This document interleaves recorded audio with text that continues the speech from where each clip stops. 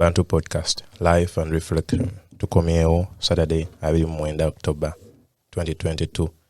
Lero tuli ba mukisa okubeerako ne omugenyi asoose omukyala ayogera Oluganda. Twalinako omukyala naye nga ayogera Luzungu. So lero tulina omukyala nga ayogera Luganda. N'Oluzungu alumanyi, si Luganda lwokka. Tuli ba mukisa tugenda muleka yeyanjule naye nga tuli basanyufu nnyo. Saturday tulina ebibuuzo bingi bye tugenda omukuba abituddemu. Julius, introduce our guest leero. Yatugambye agenda kweyanjula. Wakitiibwa nnyo. Kale katumuleke yeyanjule. Tuyinza okumisinga ebimu byakoledde mu nsi. So microphone too. Sanse nnyo okubeera wano mu Bantu Podcast mu Somerville, Massachusetts. Ndi musanyufu okulaba nti nno bannayuganda bannaffe beekozeemu omulimu and they have such studios wano mu Massachusetts, wano we tuwangaalira. Amannya bampita Maureen Asiimwe Kalemba, also known as Afande Momo. Ndi mukulembeze wammwe omulonde mu Uganda Boston Community Association.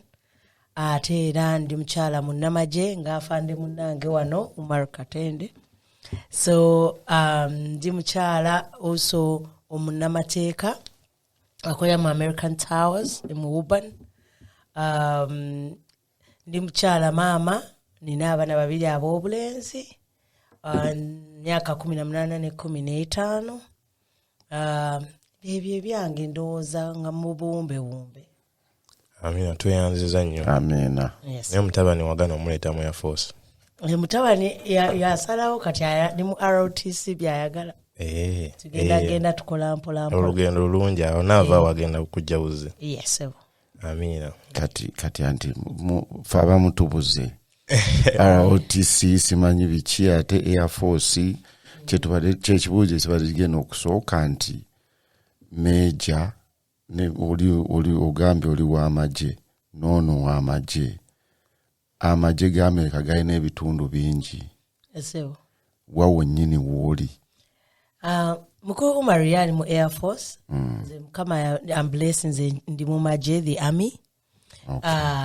Tuli banjawulo naye nga branch etwala ena tugiyita Armed Forces. Okay. So those are branches bitundu ebyenjawulo ebiri mu magye. Magye galina ebitundu 4 ebyenjawulo.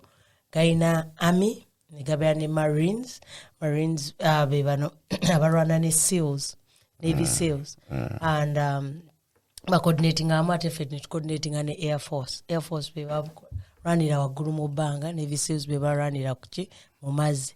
So fit abakuttaka tukolagana n'aba mu bbanga, aba Marines ne bakolagana n'aba the sea. Ate group ya Trump gye yateekawo yo. Space Force. Space Force it's actually an independent branch also nayo bagitongodde inane anthem ya US. Naye nga it's a good thing if you ask me. Naye nga usually before Air Force was responsible for air, space and cyberspace. Kati bagijeko cyberspace, so Space Force is egenda beera ngeri responsible for cyberspace. Naye ngate tugenda kubuuza ebibuuzo bingi. Naye tugenze magye, and this is a lagging question. Now that NASA are testing a way to divert, an asteroid coming to hit the Earth. Space Force again atuyamba. Do you expect aliens to come over, NASA ebadde testing ebintu ebyo since 1958 asteroids. It was not the first time. Recently, I think in 1998 by diverting a big asteroid erigenda okujja okukuba ensi. Naye nga for now Space Force nga olaba nti n'omuntu abadde alina obuvunaanyizibwa bungi. Air Force, Air Space and Cyberspace. Nabalanga kati okutikkuleko obuvunaanyizibwa obumu tubuwe independent so branch just like responsible. Trump yachiko because it's Trump's innovation actually. I would think it's Trump's innovation not because really. Kyaliwo nga kigenda maaso yakiimplementinga. Nakiteekako essira. Yakisanga in the making. Nga kigenda kubeera bwe kityo. yena emera n'atugamba yakirese olaba omuntu wa wansi ye bw'afuna ffe tumanyi magye ga Trump ebintu by'amagye tetwagala nnyo biteeka ku mutimbagano guno nga tonnafuna lukisa kikuleetera obuzibu so tulina kuwa surface view n'ogenda n'eyo era tetwagala nnyo kukimalirako na budde kati kyengenda okubuuza ono omwami yagambye oli meja sagambye ali meja afande oli staff sergeant. Yes, that is a rank. Yes, sir.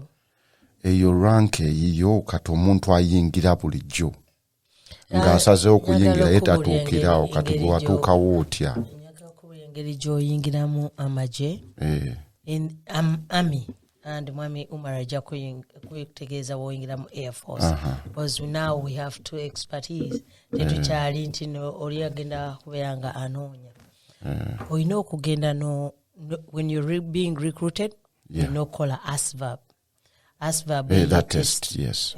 Test eyo ya attitude test tugita attitude test yamba okumanya wawooli ate yeekuwa omulimu gw'ogenda okukola ekwegamba mu magye tetuliimu kugenda kukuba mundu yokka ng'abantu webakolaki we balowooza but we go and have various job opportunities nga in civilian world bw'ogiraba but we do it via uniform. Uniform. There is the legal sector, there's the transportation sector, there's supply, name it. There's cooking, culinary, there's anything you would want to anything do. And in the normal just world, like how in the normal world, marketing is recruiting, So no kola asbabe. That attitude test, again, the kind of job you're gonna do. If you score below 110, ojja kubeera nga olina emirimu gya 110 below 110 gy'olina okukola. You won't do the elite jobs. And what is below 110? So in simple terms, the waliwo percentage gyo kati bayinza okugamba pasuma kiyinza oba nga 40%. Bw'oyita oba oyise fine.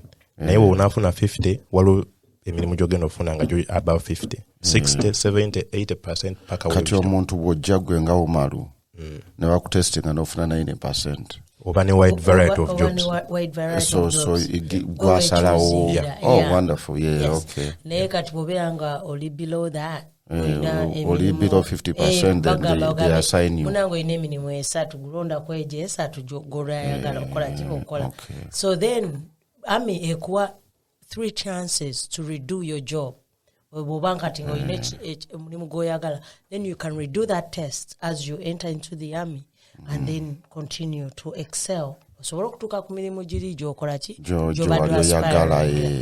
that is something that so tuyingira mu ASVAB otumala okuyingira mu ASVAB ne tukola the training which is we have to go through the medcom down MEPS take a medical no sobola okuyingira nga tolina buvunye bw'amaanyi bugenda kukozesa Army oba kusasuza Army your health condition.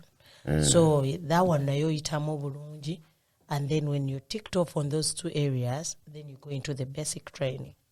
Okay. That basic training is your boot camp. Boot camp. Yeah, I'm boot sure camp basenga bajiwulira ye. Kakati ekyuse naye nga kwe kudduka emisinde, kola push-ups, sit-ups, and then you also do the actual testing.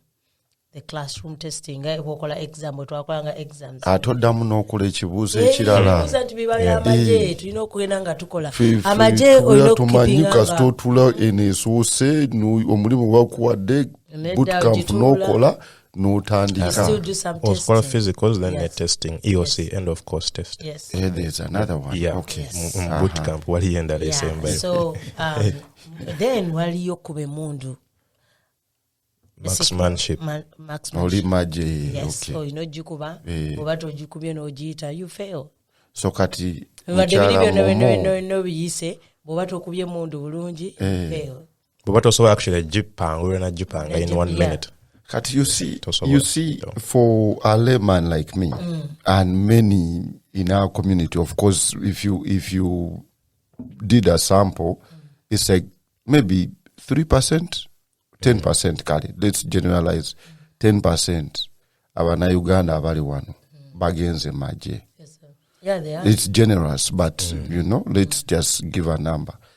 Kati fe abali ene wansi abatanayingira. If you are aspiring, we have an idea. Naye nkola obusente bwange ku side. Yes, sir. I don't see why nina okugendayo mmwe ababiri gye muli. So what is appealing? What should appeal to me nti nange I take that step? Emirimu. First of all, mubeera wano ku layman, ku civilian world. Onoonya emirimu. Naye wali omulimu gwo guli guaranteed 24/7. Okay. So obeera tojja kubeera, once you discipline, you follow the rules, you have a job for a lifetime. Paka wono retiring.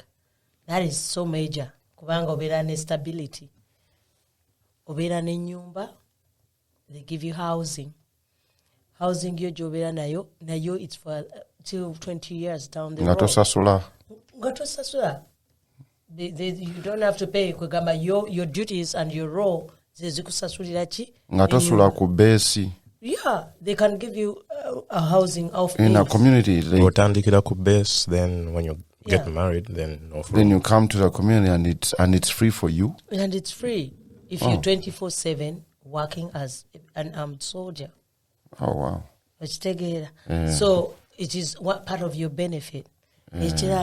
You are entitled to your education. Okweyongerako nga bw'oyagala. Bw'oba gwe ng'owulira nti you're satisfied with your education. You're only married with kids, or you're not even, you have dependents, you can pass on your education benefit to your dependents. Okay. Take that education benefit here. Ekusasuliramu n'ennyumba. Still, ekuwa ne stipends ez'emmere.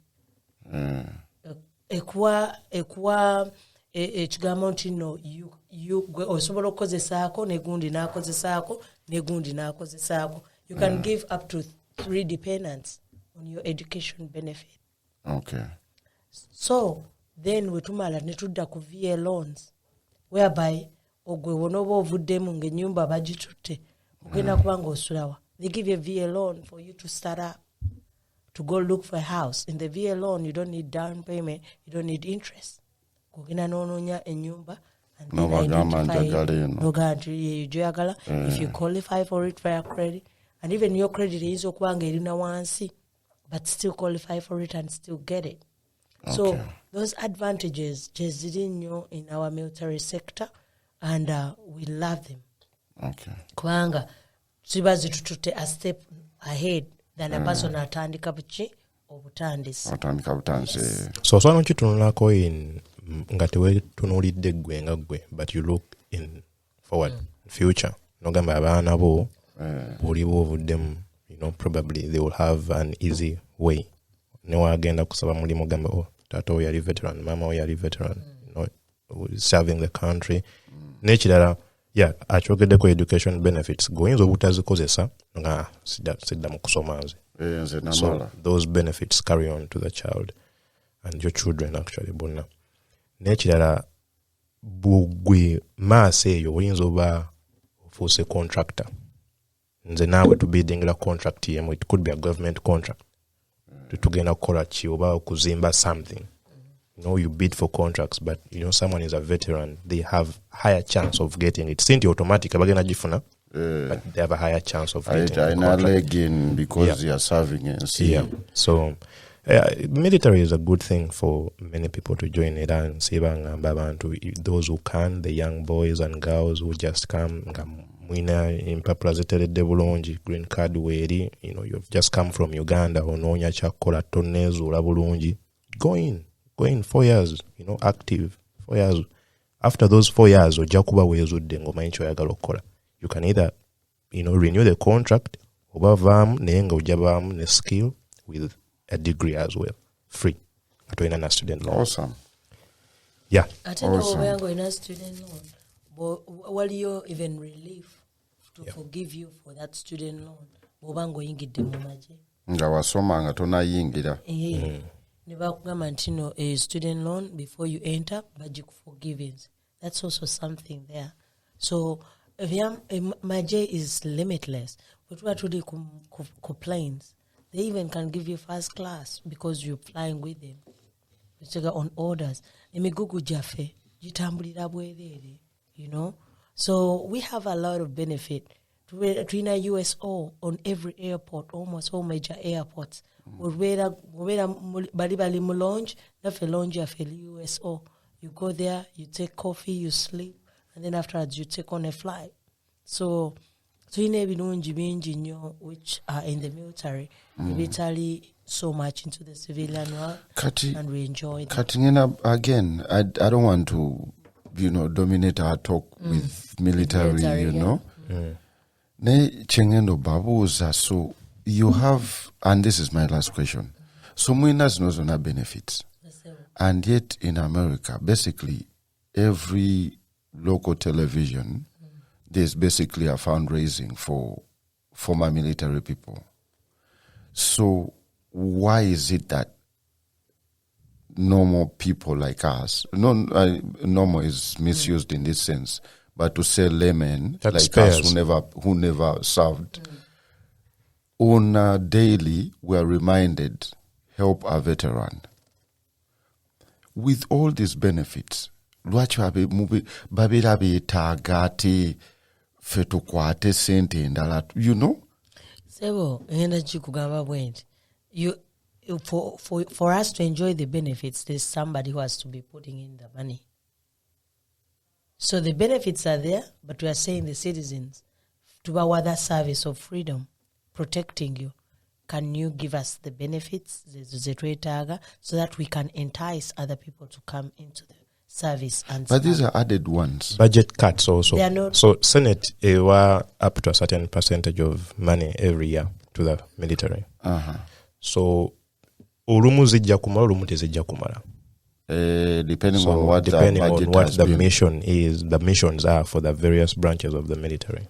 But also Chotana kwerabira nti out of 350 million Americans, military is only 2 million people. Less than 1%. It's less than 1%. So, I mean, oyinza ogamba it's entitlement. Not everybody can serve. Yeah. Okay. So, good introduction, Afande. Mbadde njagala oyongera okukubiriza abaana abawala, especially we've had a good number of many, boys and men joining the military. Naye twetaaga abawala bwensinga osanga bagamba anayenze mbitya, tugenda ate frontline biki. So obakubiriza n'obalaga nti no nange gyendi, I've been there for this number of years, teri kizibu, of course in a deployment actually bujja buli mwa bayagala kugenda, surprisingly. This stage July in less than 24 hours. Pending list is looking for that deployment, because action. It's an added badge and it's an added tool. Atera ekuyamba to cater for a lot of things more your financial world. When you deploy, you hit a basket. Jackpot. Yeah. Oh, really?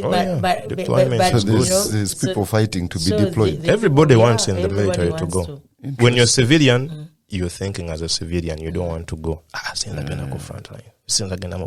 Once you go to basic training and boot camp, it is basically taking out the civilian in you and making you a soldier. That is a part that most of us get scared of.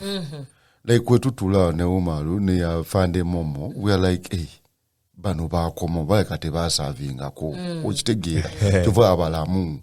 Everyone attaches military to death. Yes. Ochitegera nti wengenda enda kufa. To loss. Ochitegera. No. I remember when I just come here, I told my mother I wanted to join the military. Nangambo gena kunzita. Gwageno kunzita gwabira netidde. Nkulese wano nkuje mu Uganda nkulese wano kati ogende bakutireyo nengenda kufa. Ochitegera. That's exactly what my mom told me. We attach death to the military, and yet twagala nnyo okulaba abantu abasavinza ate nga weebali bakyali mu community, so it is inspiring. We miss that. So for I'm estimating your statistics is away, but I keep saying this: the Air Force has lost more men to suicide than actually in battle. So kyangu nnyo nze okubeera wano ne mbeera depressed netta ate okusinga ogenda actually mu battle n'enfiire. So it's not all about battle. Nga nalitako wano Akram Kawuki captain yajja n'atunnyonnyola bulungi nti there is I think only 2% of the people that go in the military that actually go to the front line. Maybe 1%. Abasigade is just supporting those people. It's a chain. You're supporting each other. Oba uvuga nyonyi, you're a pilot, but you cannot take off before, nga mu kitchen tolide mmere. Before they give you the fuel, before they load, before they make sure that your mechanical system is all done properly. Kati gwavuga, go mulimu govuga. But other people are in there. Support personnel. So what is deployment? What does it entail? Deployment, si byonna nti nsobola byogera, but deployment, you go downrange, out of the country. Okay, no, you go for like a certain number of months. Could be 9 months, could be a year, could be 6 months. But it also helps you build your military career and professionalism and classes. Chilingo muzanyo omupiira obadde training every day, every season, every day. Match etuusa ate togenda kuzanya. So ogenda n'obeera ne weebaka eyo kati 24/7 nga tolaba ku family yo. This is a very, very interesting topic because kacheno babuuza. So ogenze n'okoona ku kintu nti when you get deployed, it's an honor. You earn that badge. Okitegeera. Fe tulaba abantu bambadde uniforms. Kubeerako ekipyapya wano biki yo not a general babiki kubaga amayinja tugamanya abasinga tulaba police.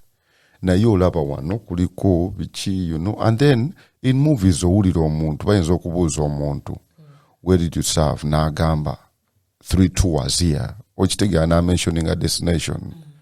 So lwaki oyo omuntu abeera ye aina like what are the tours nti ogenze no tuli mu Uganda tuva wano n'ogenda e Uganda n'okoma wano ate n'oddayo okitegeera like is that the tour and is that serving?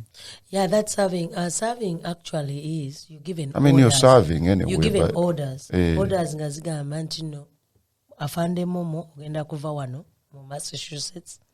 Ogende e Uganda oba ngende Somalia. Let me say, because Somalia is one of the countries we go to. So over Djibouti, and then you're there for a period of 9 months. So that is deployment. Tour. Is that deployment? That is a deployment. Whether wali otalo bate wali. Wali otalo obateri. But you're deployed. Okay. You're deployed to that place for 9 months because you're not on your home of record. Home of record yange Massachusetts. So if I'm not here, this is enjoyment. So if I'm taken somewhere else, I'm deprived of all this enjoyment. Sisobola kubeera nawe wano, sisobola kubeera n'abaana bange, sisobola kubeera na mwami wange, sizina kwensobola kubeera naye. Simu is limited also. Ziri limited. Buli kimu Facebook, buli kimu. So as soon as you leave Massachusetts, you'll be deployed. As soon as I leave and on orders. You're deployed? Yes, I'm deployed. Okay. I've gone for that tour. So that tour can be Djibouti, another one can be Kuwait, another one can be Iraq. So Nengant, I've served in 3 tours, which is Djibouti, Kuwait, Iraq. So in different sections, each destination is a tour? Each destination with a different time length. Is a tour, okay. Yes. So Nemeta Air Force inane chebaita sorties. Sorties are usually shorter tours. Do you earn badges for? Yeah, you earn for every tour. You go to every tour, you earn something. The shorties, the Air Force, I've done like 12 of those in Europe.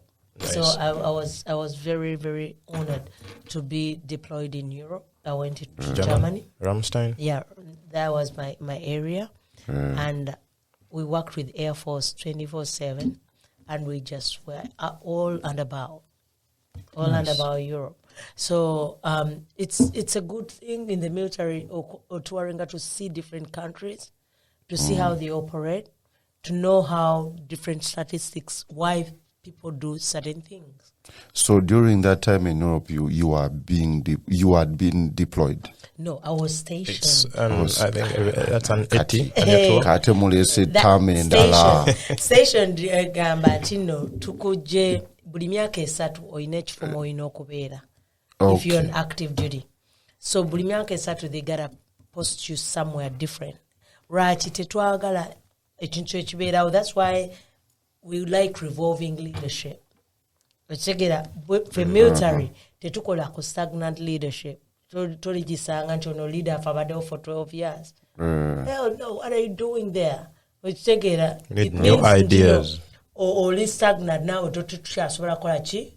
Kuwuliriza, you know, because we need new ideas, new people, new blood. So oyina okuva kati kwa podcast yo bwebanga leero eri wano mu Somerville, enkya tugisuubira ogisanga downtown Boston, luli tugisanga revolving. Bwe bwe tukusanga nga bukaseera twakuleka wano mu Somerville mu this place, and then after 10 years tukusanga wano mu Somerville ng'okyali mu place Something growing. Something is wrong.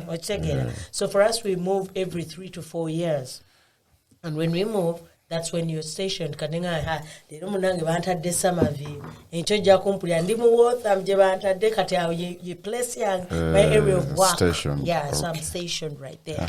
Wonderful. Yeah.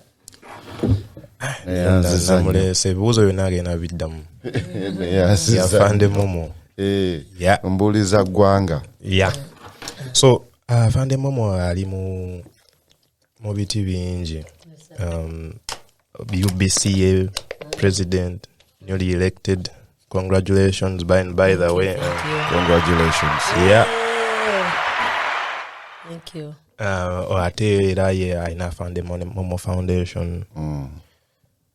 I would like to mention one thing. I admire your work ethic.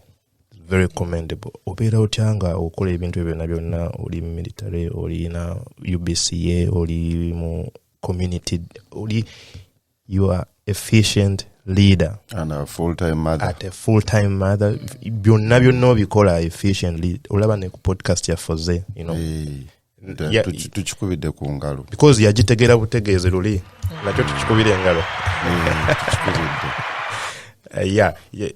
Yangamba last weekend. Oh, by the way, I haven't been there. But oh, can you come next weekend? Yes. Now, right here she is. So, how do you divide your day? How do you wake up? Do you have enough time in a day? I would say I do, surprisingly. And why I started up like this, it wasn't my passion, like to be this way. But I realized that that's what I do best. So when I started out in the military. When I started out in the United States, I never started out anywhere. I started out in the military. So that is in 2010. So when I joined the military, I started, in the military it gives you the skills, what you're good at.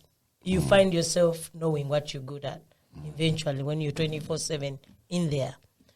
So I got to know that I'm good at helping people, talking to people, and giving them directions, helping them in those little areas where they are lacking. While another person is going to be excelling in putting these things together, me, I'll be excelling to help you bring them to you so that you put them together. So I realize that I'm of that service always to people, that I'm that link that is missing. So I decided to raise up and start making the link that is missing. So in the military, there's family readiness. So they started making me the family readiness chairperson every time I would go to any station or any unit. So I was always the family readiness person. So family readiness is you head the families in the military in your unit. Okay. This is civilian and military. Okay. So we found that we work together, and I used to bring a lot of resources for people to start knowing communication, networking, team building. So we used to do team building exercises. So that I started picking up my passion and knowing, oh, I can do this for people. Yeah. And I don't need no gratitude. So I decided to know that I don't need gratitude for me to work for people. And that started making my day very efficient. So after 7 years in the active military, I came back. And I found that our community, I came back and joined Uganda Boston Community Association. Okay. That is in 2016, end of 2016, November. Okay. So when I joined Uganda Boston Community Association, I asked them, in fact, it wasn't my passion to join it. My significant other wanted me to join it and said, there's a group that has just formed, very nice. You should join it because of what we see that you are doing, what you've shown us doing in the military. I publicize everything of mine. People tell me I don't have secrets. I do have secrets, but I really put out most of the things that I feel somebody else can catch on and use. Okay. So in 2016, my significant other introduces me to Uganda Boston Community Association. I say, oh, it's a very nice association, but I'll wait to see what they have to offer.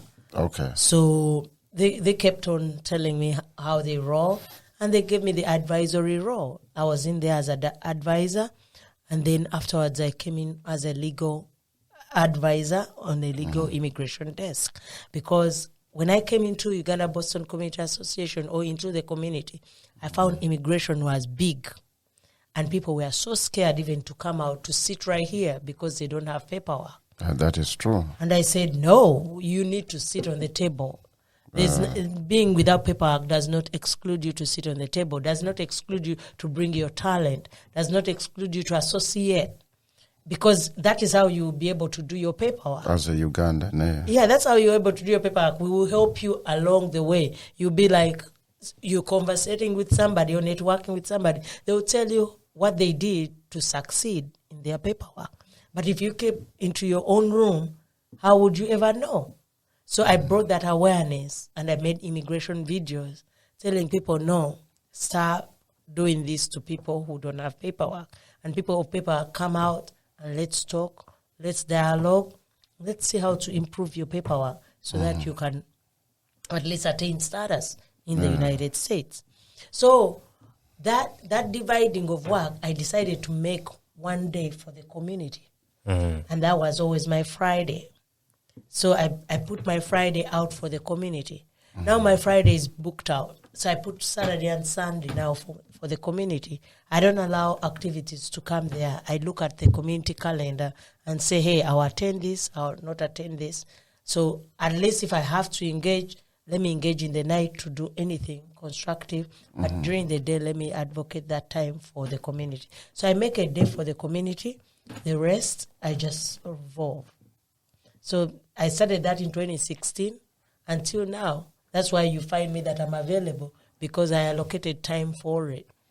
And that's so how we are tapping into your community time right now. Yeah, So and this is community right now. Yeah. Okay. UBCA chechi. If you to explain it, omuntu atakitegeera because otugambye 2016 ffe abamu tetugiwulirangako. Kituufu bwe nabadde nkampeininga ekyo ekibuuzo kyajja mwatandika ddi tetugiwulirangako byebiki nokitegeera etuyamba etya kugulosha nange netusanyuka neŋŋamba waawo nze Maureen badde mpulira ku kino ekibiina nga bala tebakikola ki tebakiwulirangako how come ekitegeera nemanya nti nno ekibiina obutakiwulirangako kitegeeza nti nekibiina kibadde so much like mu briefcase.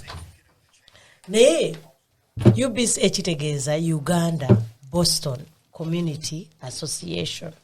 Uganda Boston Community Buli Association. munda Uganda awangalira mu Boston, Massachusetts. Community ye bafa ababeeramu. We make the community. You have to associate. Tulina okubeera nga tukolagana. Nkitegeera. So ekyo ekibiina kyatandikibwawo mu 2013. It was a dream of Ugandans. They claim there are 10 Ugandans who came up on the round table and said they want to form it. 2013. Baali bakikola dda mu 2009. So kigenda weza myaka 10. It's a new one too. Kicking her off. It's the engineer of it is Geoffrey Sekonde Nsereko. Simple. He's a brainchild behind this group. Okay. Now, he brought in other people like Geraldine, Sally Henry, Mukasa. These people have been the people who have been pushing him to go into greater heights. So in 2013, he formalized UBCA, and then they moved on. So I met it when it's 3 years old. Like I told you, when it's young. 2016, yeah. Yeah. And when I met it, still I found it at its infancy, and I wanted to know more, just like how I wanted to know more. And I said, I'm not going to put my input until I find it useful to me. But when I came into the communities, the communities really wanted this organization. Uganda twegattira warachi from Yesu dechi amabanga. As in, we are all in different things. Abe Boston. Yes. Tetulina chintu chikolachi chitugata. They're tired of UNA. They're tired of anything that is not making them come together. Uganda bagala okubeera unified. Tuyina entalo zaffe, but unity is our biggest thing. Tukyagala nnyo era olaba nti no wetuba tufiiriddwa. Otulaba nti tusigala omuntu ogwo. Otulaba nti omuntu waffe waba bamina kyebamukozi bamudeportings. Tujja tuli ogwo. Olaba nti omuntu waffe waba bamusibye tujja tuli ogwo. We come with a united front. So Bannayuganda baagala ekintu ekyo ekikola ki ekibagatta. So the dream of this gentleman now comes into what? Reality. Because naye yateekawo kugatta Bannayuganda mu social. Ffe nga wetudigida ne tukola ebintu byaffe ebya culture. Economic, tukwate ku kintu tufune ekizimbe ekyaffe, tukole ku bintu ebikola ki ebituyamba banking, tubeere nti nno tubeera real estate, tufune ebintu ebideveloping mwe tuteeka essente. Nga ffe Bannayuganda nti nno omwana oba omuzzukulu omwana ayinza obutafunamu naye omuzzukulu wo ajja kufunamu mu ekyo at some point. So nga kigenda kikula tutandika okubeera ne owning things. Nga kati wano emuowninga bantu podcast. Wechekera netugana nti bana tugenze mu Bannayuganda bannaffe wali Summerville. Wechekera kati ne UBCA tujagala naye efune ekintu kyayo. Wechekera right now teyina na office. We are going to get an office for it. Wechekera ekintu kyaffe kisooka tufune office yachi ya UBCA. Tugambe nti we are stationed here. Ngakwina wakusanga. Tukusanga katola abantu tukusanze wano we tukusanga era tuganti umara akubuliddeko. Umara akubuliddeko. Wali Summerville akubuzeewo, you know. So that is what we want Uganda Boston community to have. To ebintu bya briefcase tetukagala bikolerako. Yuna einanyo briefcase organization. It has been there for how many years? 34. Whatever. Wow. Yeah, 34. No, I don't want to bash it. Na yeche tukugamba 34 years. Totulaze location. Office physical. I mean, we need it. Chengendo kubuza and welcome Shafi. Ngena kubuza echintu chechimu. Yes, sir. Started in 2013. This is 2022. Chiche mulaga for those years of existence. Muneche tulaga chiriwe it is something very beautiful ngenda kubulira. Tino Bannayuganda banji when you go for immigration bakusaba ebbaluwa ya community. Bakugamba nti obadde mu community eno because obera kwa asylum noteka ekipapula chunga wakaja. By the time we bakubulira interview it may be 5 years 6 years down the road. Bakugamba nti obadde okola ki mu community. Ekitegeera awo ekibiina kyaffe ekikugira n'okigamba nti oli okya ssebo naffe ne tugamba nti oli okya nnyabo okitegeera n'otubuulira by'obadde otukolera. So even though obadde tolina ky'otukolera oyinza okuba nga olina ky'okola mu church yo mosque yo ne mu rhino oba owangaalira you know but bw'obeerayo weeyisiza otya tolwana toyomba n'abantu buli omu omutwala you know in a good way. Yes, okulwana n'okuyomba kulina okubeeramu. You cannot say there is no strife anywhere, but let it be for just cause. You know, yes, bwe yatuukidde okukola ekyo kitegeera. We was pushed to the limit. Yeah. So twetaaga okubeera nti nno eyo letter yaffe eri authentic for you ate era tugikuwandiikira tujiwanika every member who needs it. Tetujiwa non-members because that's where we get our revenue from. Nachegera fenga UBCA we not sasula into the membership for you to attain that later. So immigration yajikiriza lete. Yes, it has worked for most people. Most ate tujitwala even outside the state of Massachusetts. Mubadde waliyo baddeko nogenda n'ogamba kati na relocate is the Texas. We still give you that later to accompany the Texas later. So ekyo kikulu nnyo nakisangamu, and it is something that has been moving for us. Fenga ababaddeko Immigration and Legal Committee, and it has done wonders ku bantu baffe. Era nakati bakyagikosa ne last week twagabye endala. You know, so this has been an ongoing thing. Ekyokubiri UBCA kyekoledde abantu is transitioning. Ekuyamba nekugamba nti no genda ewa Julius, genda ewa Shafiq, genda ewa Umar, genda ewa Maureen, genda ewa Alan, genda ewa Gundi. We know the people who can help you nga wakatuuka wotuukira. We are your point of contact. For me, it's bigger than the letter you write. Chikulu. Naye tukusobola okwalo ketega tino Maureen mukumire kaawo for some 2 months. Okitegeera. Netukukumirako awo. Okitegeera. Kakati awo most people yes tebajjukira. Okitegeera, but they should remember. Okitegeera, they should remember naye tebajjukira. Naye butukumirako then netukunoonyeza ne ku employment. Wonderful. Ochegera netukunoonyeza wotandikira. Wonderful. Otandise nga toyina na namba, toyina na kigamba nti no genda okole nino ogenda n'okolera omulimu ogusooka. Omulimu ogusooka to earn something. Yeah, to earn something. Ochegera oba n'ogamba nti no kati babysitting kale kkirizaako awo wantu bakolewo ki babysitting mpaka running. So that is what UBCA does. Ekwata ku muntu oli nga ayingira the transitioning basis. Si kusala kirimi. Naye ife, I mean, Umaru, correct me and Shaf if I'm wrong. Fe eyo part joyo gedde. Fetujimanyinga initiative ya simple. Okitegeera nti obuuza simple, ononya babysitter buuza simple, ononya kino gamba simple. So inze organization yo which is wonderful, byonna byogedde birungi nnyo tubyetaaga nenze mbayise giwulira but I know simple. Good. Okitegeera. Am I wrong? Ekiriwo era kye tugenda okugamba tino olaba nze bwengaye tino Afande Momo Foundation njirina na UBCA kati ne UBCA ina UBCA ina simple communications. Okay, so it's part of the organization? No, it is different. So it's totally different. Now, yeah, because he was the chairperson. I mean, and he's also the brain child of the organization. Of the organization. Katiate era nakola yo ne communication kalango ke. So that is another totally different entity. Naye because teyafuna mukisa kati nganze Maureen gwe mfunye okutambula n'ekigamba abantu kiri distinction. Nabadde mu lumbe olina agamba ebyo si bya Radio Uganda, you know, Boston bagamba ne muganti ereyo nayo tetuliyo. Kakati bano bonna Simple Communications Radio Uganda Boston bona bagwa mu Uganda Boston Community Association. Kubanga bonna businesses ziri mu ki mu Boston, Massachusetts.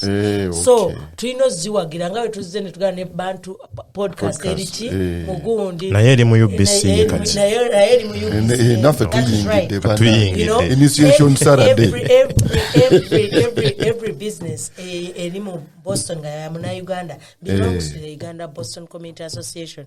Kakati awo era tugenda kola yellow pages zamwe. That's why we're moving into such areas. Kutega netuja netubakyalira. So that yellow pages we tugiteekawo tugamba nti banaye twatuukawo office mwekola ki weri tetulimba bantu nti no munange Afande Momo Foundation eri Queensy. My offices are in Queensy, 21 McGrath Highway. Nga ogenda okutuukawo nga tewali kintu nga stop and shop. Yes, nga stop and shop. Naye wano mvuga naye sinnabiraba. So kakati kyenkama ntino so omwami oyo kyamuzibuwalira era towards the end of his tenure abadde agezaako kati okirambulula ng'agamba nange nze ndi simple communication nze wange obulango babusasulira okitegeera wano mu UBCA tuyinza okuyisa akalango nga kali free kati ng'ak'okufiirwa akalango k'okufiirwa ka Uganda Boston Community Association naye kati bw'onyinza okateeka ku mukutu nina omukutu ku WhatsApp oyinaaga nti nakuta akalango ka simple nenkateekayo naye nga nze nina okulanga abantu abafudde mu community yange kubanga I am UBCA okitegeera kakati ye simple n'agamba nti no asupplementi nze ku ekyo because obulango obwo simple tabucharging because bw'abafu obulango bw'okufiirwa tetubukolaki tetubucharging yes and that is what something Uganda Boston Community kyebadde ekola era osanga ku page yaffe on our Facebook page otusanga nga kwetulinga tukolaki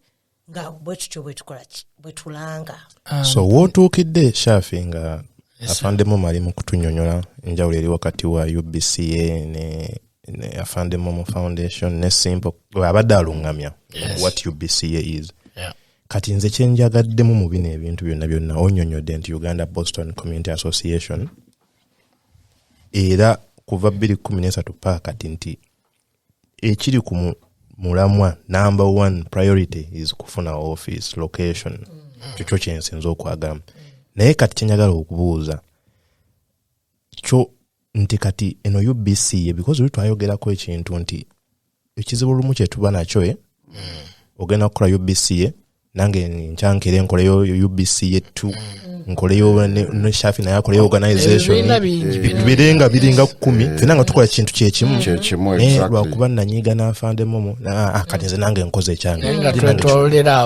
fena tetutuukanye kyekimu so kati gwe muina nteekateeka ki nga UBCA okufuna ebibiina bino ebyera byonna bagamba banaye tukola ekintu kyekimu.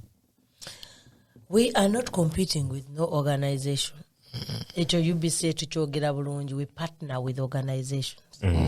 Kati ebibiina bino byonna ebirala we bijja most times tubabuuza bwe baba batumalira ne batutuukirira ne tubabuuza omulamwa gwammwe eki bwetulanga omulamwa gwammwe gugenda kontana n'ogwaffe ffe wipakawo kubanga twakizuula nti no we are authentic.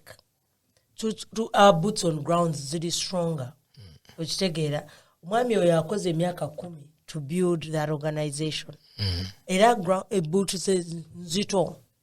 So bw'ojanga otandika ekibiina kyoyagala okutandika tetukugamba bugambi you can go ahead.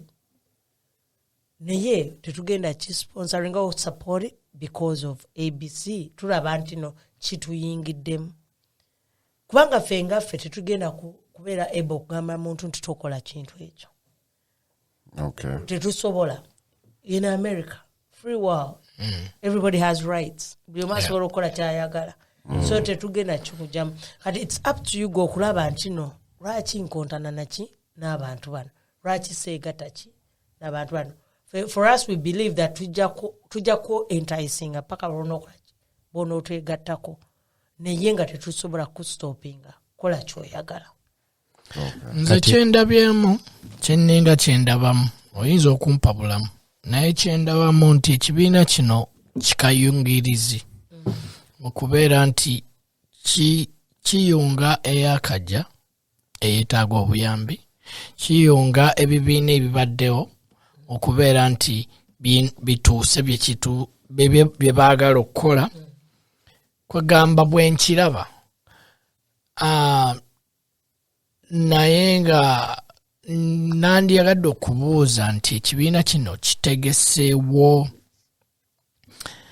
miramwa ki okubeera nti gitutuusa ku bintu ebirungi nga bw'onoolaba kankuba example nga community z'abajo community z'abayindi community z'aba Cambodia mu Lowo kuba nze bwe mba ntunuulira Abannayuganda sibatunuulira nti bakukoma kubeera nti tuyambagana mu kulya tuyambagala mu kufuna emirimu sibatunuulira kukomaawo mbatunuulira nga mbalaba nti banene era nga ndaba nti mwene ensi ejjudde freedom ejjudde opportunities nti we can be what we want. Mu namba ze tulina ndaba byetusobola okukola bingi.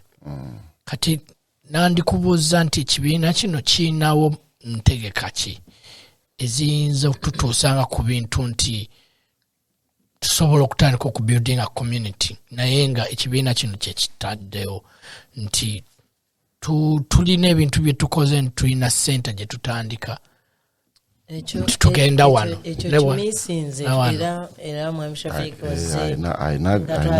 byayogeddeko ekyo kimisinze kibiina kino era ngenda kuddayo eka emabega. Thank you. Twagala okutuuka ku eyo standard ey'abaju ey'abayindi abachina kugamba netubeera ne Kampala town ochegera. That's why twegenedde nnyo mu Waltham. It's not that we like Waltham, but we are densely populated in there. Ochegera some of Ugandans, you know, so kati naffe twagala it's the capital. Yes, nze kurange njagala mayor atuweeyo ne road eyo mu district tugifuule Kampala road. Ochega nze njita na Kampala road. Yes. If I go which is true, nze buli mudugavu gwenda wakomutirawo na Uganda. So I want the mayor one of the things I'm lobbying is for us to get a road named Gayabana Uganda, because we are like 99% in there. Nga ffe tuyamba Waltham to be what it is. Okitegeera.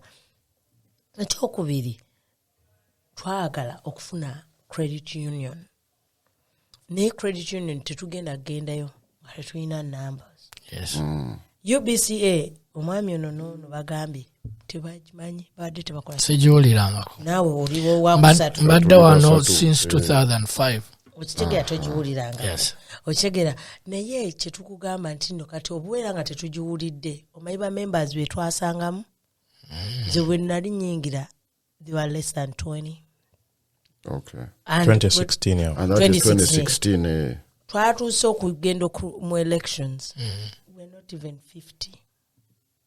Okitegera. But our coming into these elections and making it vibrant, we made it to 358. Wow. Okitegera. Wow. We are now building it to see that we get those numbers. To get those numbers up. You know, from 358, you know, where we started with the elections in August.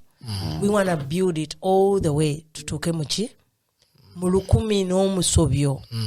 But how do we do it? It's every Ugandan to believe in the UBCA. Kubanga choyagala okulabamu tetugenda chifuna nga toyingidde. Wherever we go, they're asking us, how many are you? Membership eri etya? Okay.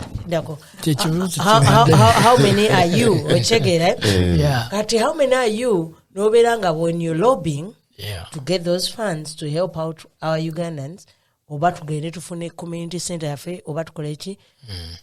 Numbers teziwera. Omwami abadde atambula na less than 50 for 10 years. Okitegeera. Nga tubeera mu meeting okulonda. You've heard of okulonda right now. Nye tubadde tulonda all along. Omanyi nga tulonda situka gwe chairman, gwe treasurer, you know, because we are like less than 20 on the desk. Twera mugundi gojja kusobola kukola kino. Gundi ojja kusobola kukola kiri. Nawe totuyiwa kale tujja kuyambirako eyo, you know. Let's go. So that is how we have been operating. But we are coming out and going, no, now we are bigger and better. Ebintu byetulabe mu America tulina okukola ki kutandika okubyemulating. We need to start stimulating things nga bitambula ki on a clean slate. Ochegera. So membership yo tevangawo ebadde ya $50 plus okuva we yatandika. What do you mean plus? You can add kubanga it's a donation world. Okitegeera. Okay. Kitandikirwako $50 over okay. Kati gwe oyinza tuganze mbadde na $3 just mukolemu obasasulira abantu abalala who cannot be able. Tuna ba elderlies, you know, bamama afa batula mu nyumba abazeyi nga baliwo baana babwe babalabirira nenga bagala belonging to such an organization.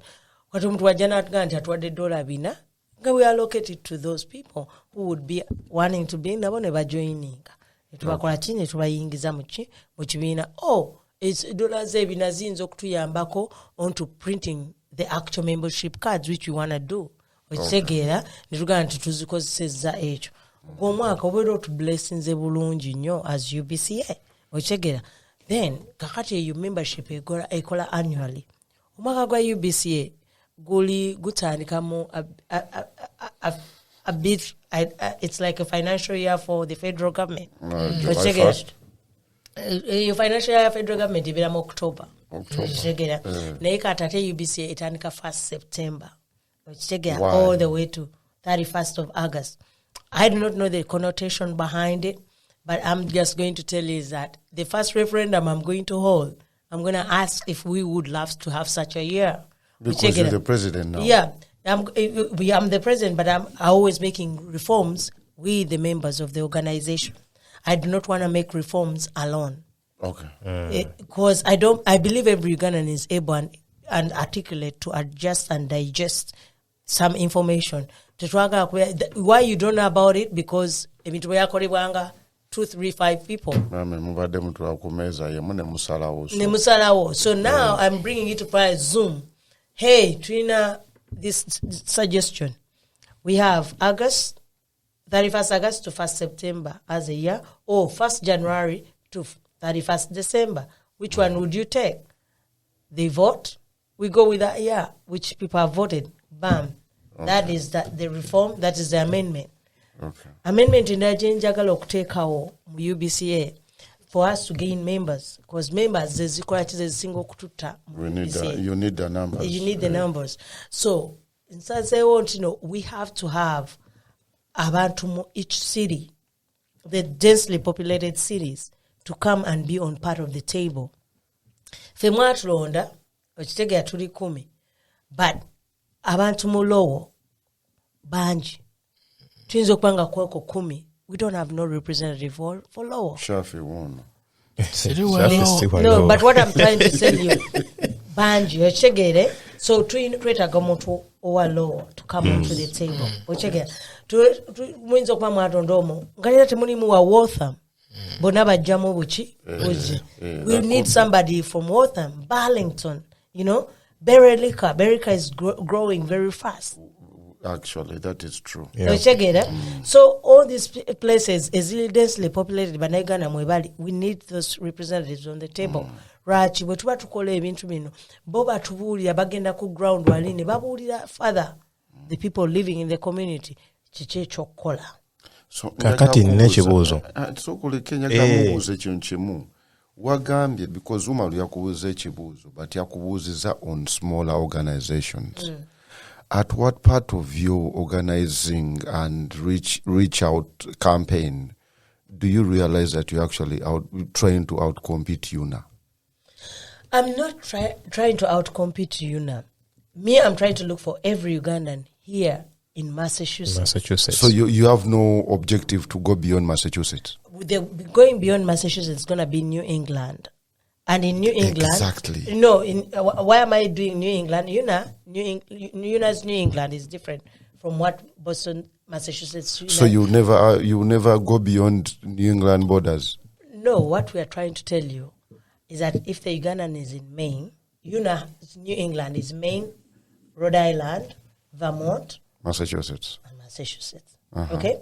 And ours is going to be Connecticut, New York, We are bringing all those people in here.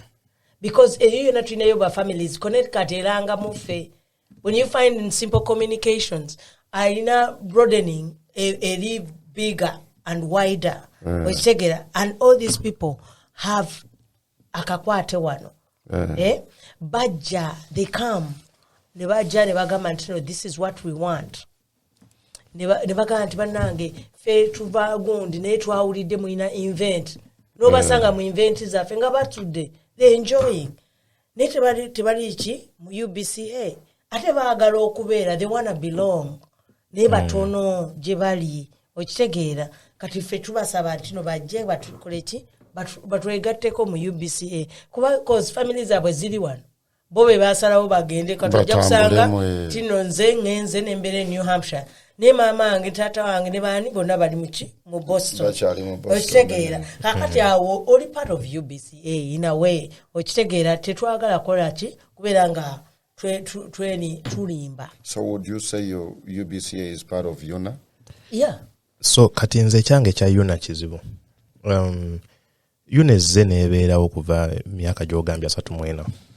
Naye mweji bbanga twayo nnyo obutabanguko bungi ate UNA 1 ate UNA 2 UNA 3 kati trustee yaffe ng'abantu ekendeera with organizations bwe ziba nga zijja.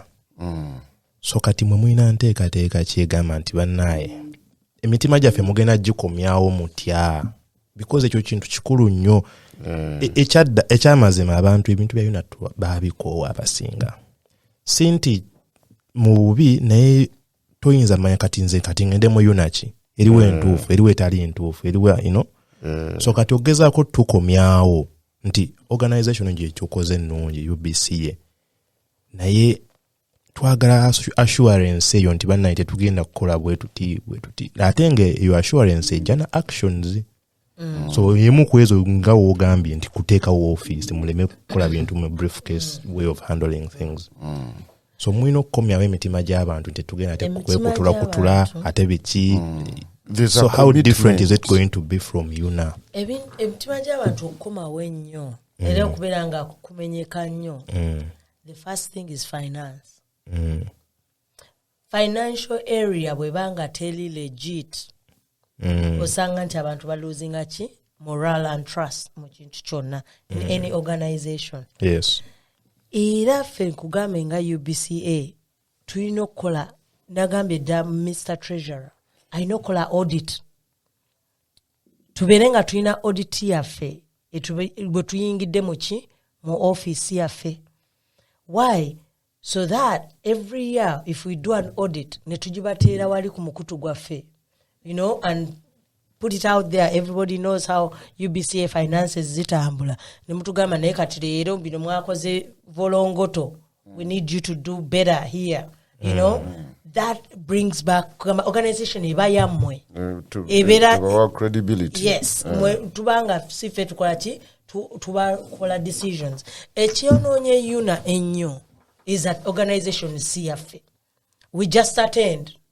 Tuliwo as passers by. Wachegera batugambye tugende wali. In UBCA ebyaffe byonna bye tukola tubabuuza tukole tutya. Katulina 10-year anniversary. Tugenda kuleeta referendum. We want to say tuifunye before bisatu. Mulondeeko kimu. We are by voting. Ochegera nti kino kye twagala. Ochegera tetujja baga nti kati mmwe muba musalawo tujja kukuleetera ebintu. Ochegera we've done our legwork. Tuleme kukwatira ku legwork. Kati gwe legwork of oyinza tuga tawo mukoze bubi oba muddeeyo ko mukole bwe muti. We will go back because that is what our mandate is. Kati ekyo kye kitawanyiza UNA. Ntino fenga abantu batujjamu. Ne tubeera nti abantu basatu bana be balowoleza abantu 10 meka. Committee erowoleza abantu. Yes. To me that is there's wrong. No input from the grassroots. Kati ina council. Council yo jemba nyumiza nga Lower Burlington Ward. Abantu bano they are very instrumental. Okomanga mu community zaabwe ne ba holding a referendums ne batwala ebintu byabwe to executive. When I was speaker, I really advocated for that. Ngambuza council right temutu empowering, but they don't empower the council. The executive ebere ekola byayo beka council eri rubber stamp. So you've been a serious member of UNA. Yes. And part of that council. Yes. Ate ekinsanyusiza kyenjize leero mu UNA si yaffe. Naye tulina eyina okutuuka mu bantu. Si yaffe. Kyentegeeza nti waliwo abagirowoleza the main people. Si yaffe abantu. Abantu. Njagala nnyo okulaba email eyo egamba nti jangu ombulire kino, jangu votinge, jangu tukole bwe tuti. Ezo email siziraba. Ate ne bw'ogiraba tewaliwo reminder, tewaliwo bulango adverts, tugende nga tulagamba nti bannange guno n'omwezi UNA ebadde eranga tugenda ani agenda okudda mu bigere bya like where UNA is going to be next. Ochegera obeerawo nga wagamba nti twayisayo ka email kamu Is that really what it should be? We should be advertising this thing where it should be next from the time we choose a location. Paka into the next venture. Over never voting and to get a cut-off point everyone wait. We don't do those things. Actually, that brings me to my question. This is why nkusaze chirimi awo nyene woli. Chibina kino kinsanyusiza kuba ndaba nti batandise okulaba waje twandibadde yuna gye yanditandikidde cause nga bw'oyogera kituufu yuna yandibadde nti mutwe omukulu naye nga gulina emikono amagulu ne body parts endala ne bajja ne bagattagana oluvannyuma kati ekibiina kino nga nze ndabyewo obunafu okubeera nti mbadde wano since 2005 ng'ate mbeera mu community ngibeeramu era nange ndi community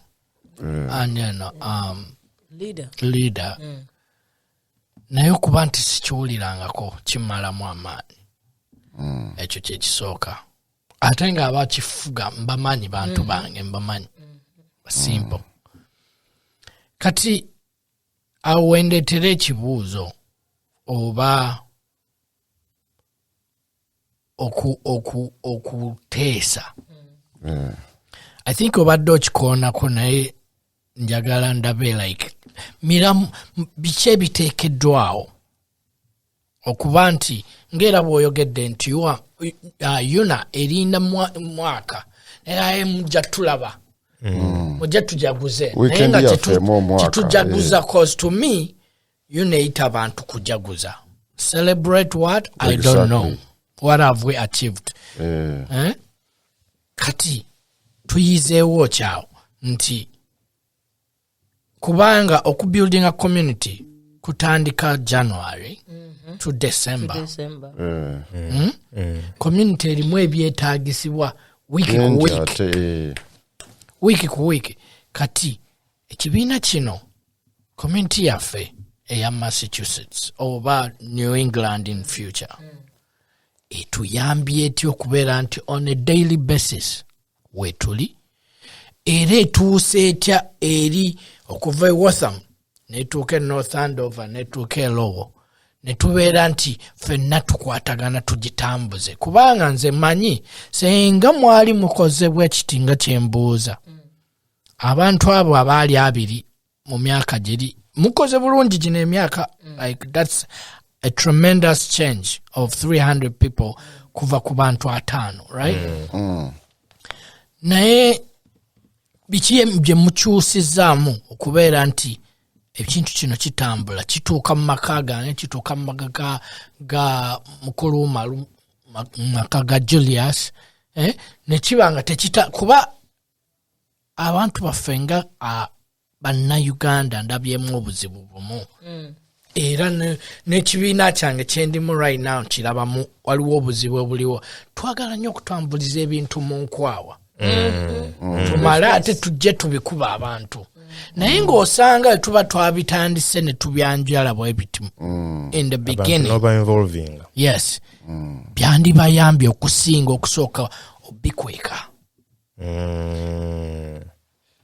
ekibiina kyaffe kino kyetwasinga okwagala ennyo buli omu kyeyeetanira twagala okufuna ekizimbe a community center n'ekizimbe tugenze wala nze ngamba n'ennyumba a house lwaki a house kubanga tulina abantu abatuuka tebalina we batuukira okitegeera fe okufuna a house a source of income ngaffe UBCA netugamba nti bannaffe batuuse tulina kati abantu abatuuse 4 tubanjula ku mukutu kubanga tulina omukutu gwaffe tugamba we have 4 incomers tuba housinze tunoonya agencies bannayuganda bakoze agencies mubatwale mubaemploying bakola ne bazza income ya rent ne bakola n'ebintu byabwe balina okukola webezimba papula zaabwe ne ziggwa nga batuviira ekitegeera nga bagenda elsewhere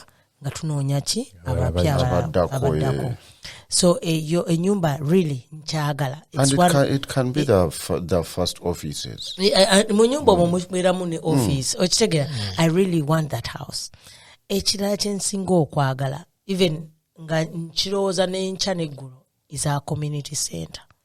Twakafiirwa emirundi egi ebiri where I've been touched nga nakayingira mu office nga tetujjaawo nga tuli bangi okitegeera nga tulina buli omu yeeseetula agenda ekyo kizibu ky'Abannayuganda ffenna. Yes, tweseetula ogenda okitegeera yes waliwo kale bw'obeera ngoga nti at least nsobola okubeerawo for some time naye wali nga naawe kenyini wetunula n'ogamba sina kyakola n'ogenda because watono nnyo naye nga wetubeera ne community center tusobola okubeerawo twabadde wano n'omukulembeze ne tufuna church neetuwa downstairs naye yatuuse ekiseera ne bamugamba nti no time yeekoze eki eweddeko tugende okitegeera kwegamba kikuluma gwe nga community leader okulaba nti no tulina okusalibwamu mu occasions tulina time limits ze batuwadde nga tetusobola kwerambulula. So to me kyensinga okufaayo ennyo is for us to have a community center. Then I assigning the realtor Mwami Nasa nimuga sebo nkwagala Asamuzaya ogende otunoonyeza ekizimbe. There is no point raki mukola real estate ne mu advertising abuli lunaku ninga ffe temusobola tufunira ki wetubeera mukitufunire mutu pointing nti wow ffe tutandike chain yakunoonya ki sente zaayo ezikijjayo because that is where we want to see ourselves. That is already working. It's already on ground. Okitegeera kyetwagala bestly okulaba nti at least mu tenure yange that is something we have done. Nga tumanyiwo okutuukira nti njagala Afande Momo oba yenna alibawo president wa UBCA Ndagawa teekamu GPS ngenda awo ngenda tukirina eyo function hall gye tunaafuna tulina emikolo gyaffe nnyingi ffe nga tukola embaga nga tukola obupate bubaby shower biki obubonabona $210 biki buleeta income, they drive income to pay for that place kijja kwesasulira naki kyokka actually that's true okitegeera because we have the functions but we don't have the place ebifo bitubula naye ffe tunoonya ekifo ekirungi naye kakati awo ngendera okudda ku mukutu gwaffe where would we want it kubanga ekyo akimbuza where okitegeera kubanga gwoyinza ogaa nti mu Waltham people don't like Waltham okitegeera naye ng'ate gwolowooza nti since bannayuganda bonna bali mu Waltham bakyagala naye kati bakyagala there okitegeera so namugaite pick 3 places ozitutegeeze n'ebizimbe era nga 3 and then let us go. That's going according to affordability. Vote, and then let's vote for the place to Chirabe to Gameche Chino and let's kick off. That conversation is already gone.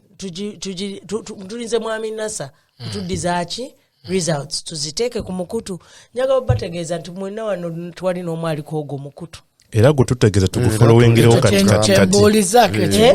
because lwaki tetukimanyi nako tulina omukutu okitegeera which is there, which is a WhatsApp group. It's a WhatsApp group where you don't have to post nothing. It's the information being given to you. The posting will come when there's a discussion of this sort. Okitegeera that's when we will open it up for posting. Right. Wante twagala bantu kugujjuza bitagenda tugasanga ki community twagala bintu byeka bizimba community job offers mwana yabuze gundi yafiiriddwa gundi yakayingira wanoonya mirimu tulaze wano kino kyekiriwo waliwo agent news that is information kugamba nga wabeera nga musome ng'olaba information board okitegeera ng'ogendako n'oyitako nogaa kino kirina kubeera wali kiri kirina kubeera wali that is the kind of mukutu gwe twakola ku WhatsApp njaga kubuuza ekintu and for me it goes back to UNA and UBCA sorry ekintu kyange kiri kimu I'm not saying bwagambye you're not competing with UNA which is okay I understand nekyenkugamba ne mwami Umalo kyeyagambye nti abantu batuuse ku limit egamba n'ekyo kipya kigenda kuvaawo n'ekya kijja kujja. Why do you ask a person like me, for example, be a member of UNA, but also be a member of UBCA?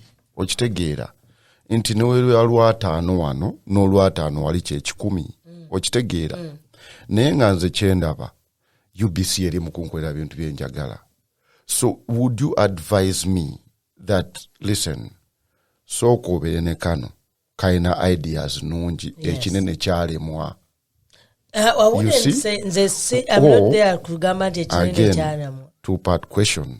Kubanga gwe wali memba w'ekinene naye kati gwakomyewo n'ogamba kana akatono ke kasinga. Start from scratch. Okitegeera.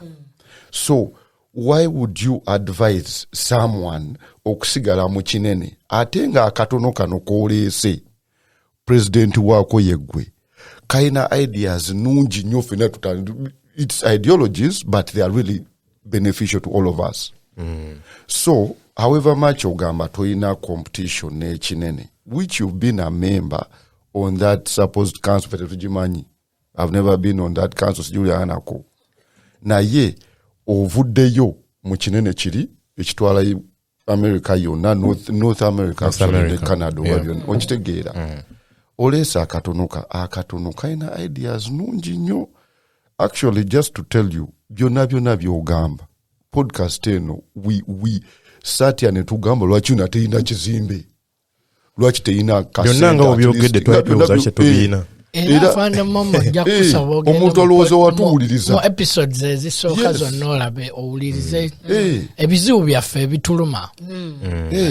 Omuntu wetu agenda okweza eno podcast ya leero ayinza okulowooza awulira eri gye twasooka okwogera ku UNA. We are posing the same questions. Oze n'otugamba UBCA eyina answer. Kati lwaki ongamba nti ate ne UNA ekyali useful?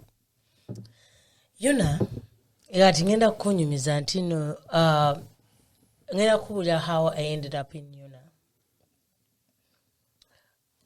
Ngaba tutudde wano nange natula n'omuntu and that woman is the late Annette Gironde. Rest in peace. Cancer, so remember. Mchalo oyo twali tutudde at a certain occasion nanyumiza ku UNA. Nangamba nti UNA, it's a fighting spirit that makes you win in UNA. Era ye bagamanga ya antagonizing nnyo in there to make things work. UNA itself. So nangamba nti with your spirit inanga yange you will be able to what? To do well in UNA. So nenyingira UNA, that is in yali Orlando, Florida. 2009 or 8 around there. So nenyingira UNA. By then Major MC was the president. So and then that was 2008. Because he was voted 2007. So if you got in 2008, then he was president. Yeah. So he was the president then. We had him going to Orlando, Florida. Now let's have recruiting. That's when I first heard of the military. Ochitegeera katujukira nyinga military 2010. It was on that how UNA is shaping me into what? For you it was beneficial, right? Ochitegeera so nkugambye tenure Afande Momo president. Ochitegeera so natuyigiriza how to enter into the army and end up Major who is now Kano Rukia Munumba with her sickle cell. So Nenjigantino, there are people who can come out and do something individually, but resonating from what? UNA. So UNA, we don't. That's why I don't want to bash it, because there are those people who make meaning to UNA. Your UNA, your team, your leadership may have the leadership. Your UNA is okuma cracks, but there are those people who make it shine. In a way, because there are two people who I emulated in there.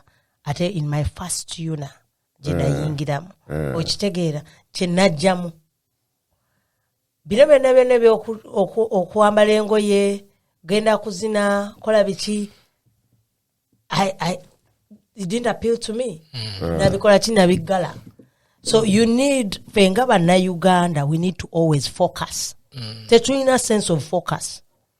twagala tupapire buli kimu ekikola ekijja tubuuka okitegeera kino kikola kiri tekikola kiri kikola sooka weetunulira ogaye nze nga Maureen kiki kyenjagala bw'ogenda mu kifo tunulamu bw'olaba nga tebikkolera that's not your place. Not all that glitters is gold. Hey, tekikolera that's not your place. The comment, from then I was in 2010 I was taken out in California. I stayed there for 4 years. And then afterwards I lived in Germany for another 4. Which together. So, nganjiraba online. Ndeka sende za njiraba online. And I'm still looking for those areas ze kolati ze benefiting. Ochegera n'abayimbi kujja bukira ku stage tukoze elections which were meaningful elections. Ne batuka n'okugenda ku online elections ne bazibashinga because of a certain propaganda, certain ways of doing things, and then the elections became corruptible. You're seeing how they are coming from glory going back down. We had that scandal coming out of Chicago. Yes, Kauma. Kauma saga. That online Kauma winning an online election properly. Since no more I was under him or anything, he won that election. But guess what? They couldn't give it to him. They gave it back to Otigo. Because there's certain people who are supposed to be in UNA abajikulira si abantu. Ochegera elections za UBCA echipapula twachigula box. I wasn't even there. Ochegera nengo labantino they've streamlined bagude o box jineri empty. Ne bajizinga ne bajikutera wali bwe twamala okulonda opapula bonna baabuywa ku mmeeza in our site. Baabala tukola ki? Tulaba kamu ku kamu. Tigundi ya wangu temwalimu tulindeko tujja kubalencha oba musoke mufeewo tubale. There is no reason rach tutuka mu grand dinner ya Yuna ne tutabalira mu kalulu kaffe ne tukalinda simayi bali babalirewa gye babalira ekituleesaawo grand dinner eyo yonna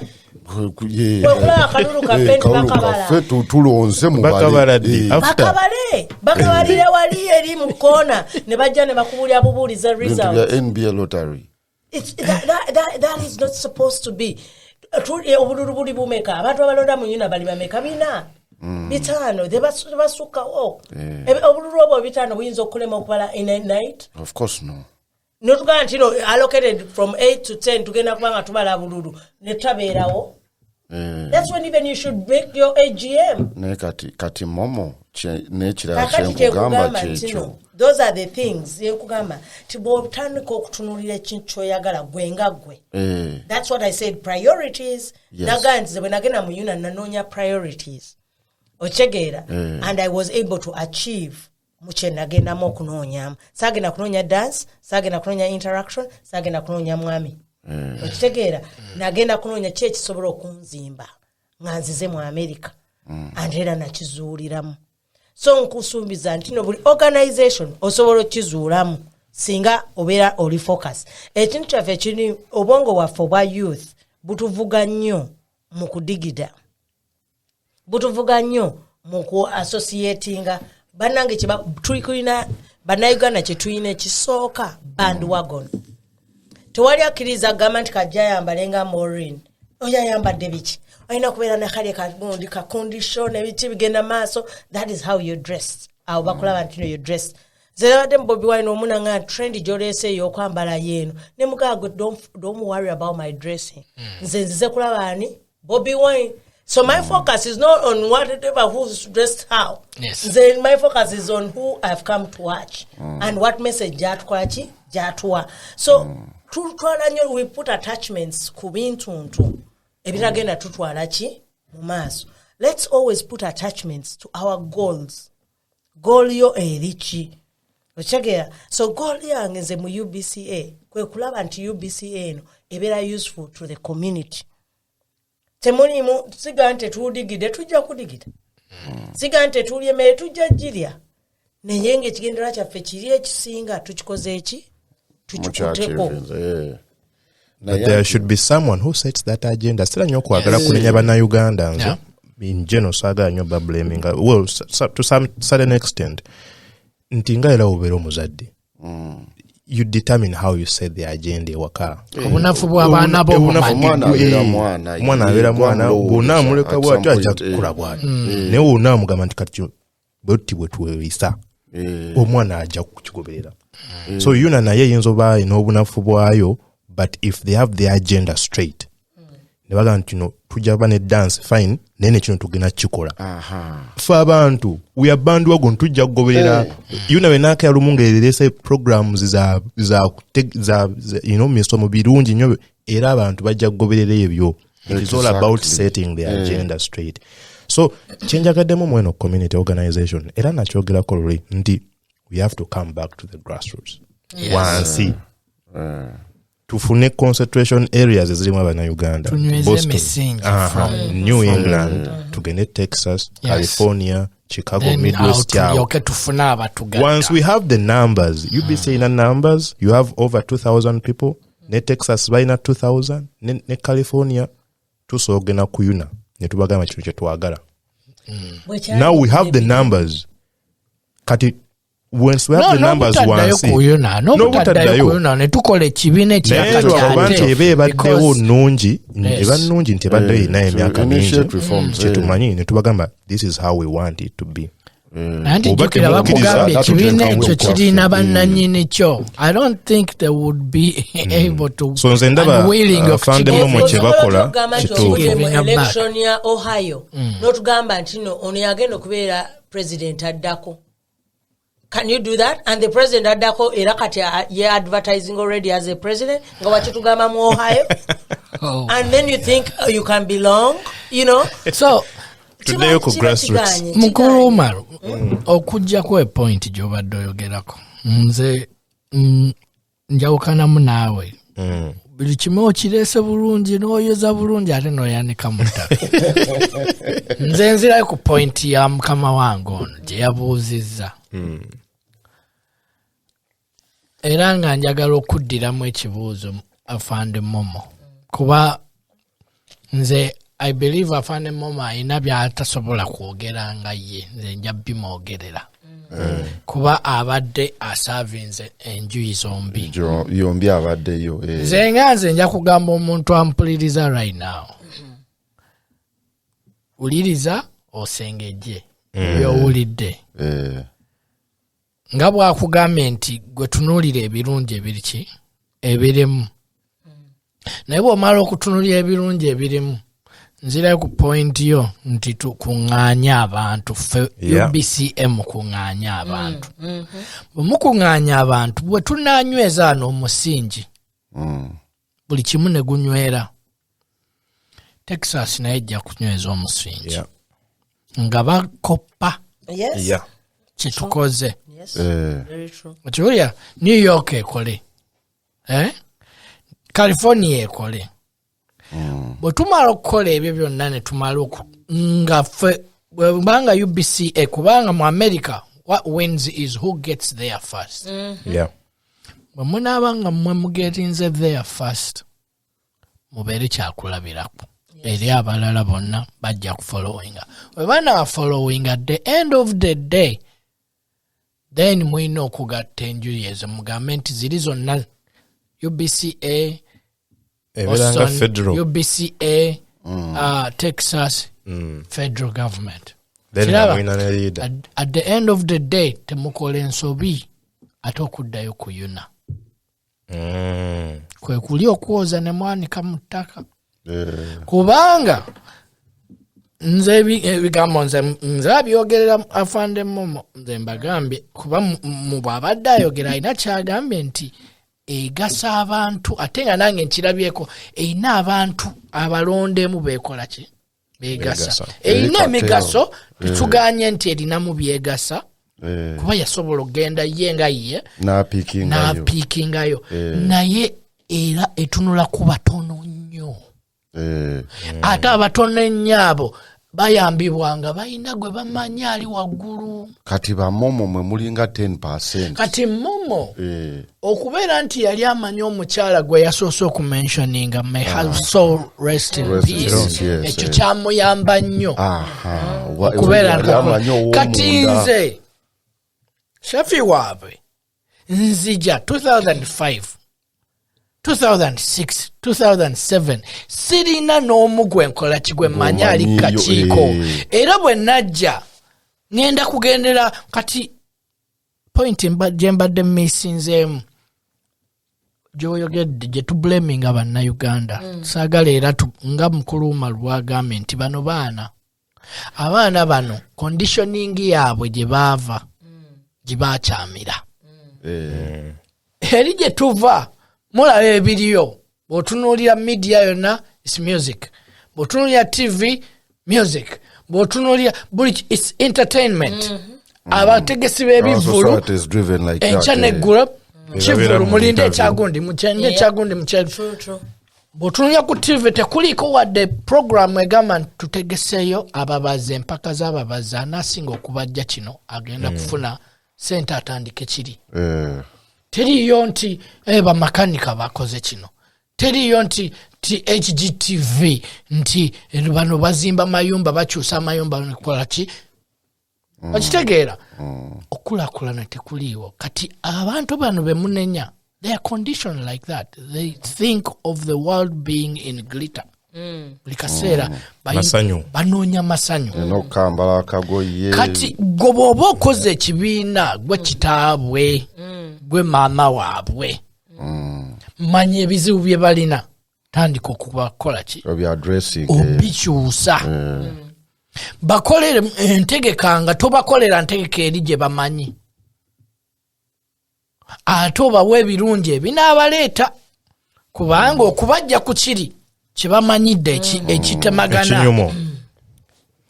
olina okukola ebintu okubalaga nti this is where I want you okendeeze obateremu kiri naye nga kitono nnyo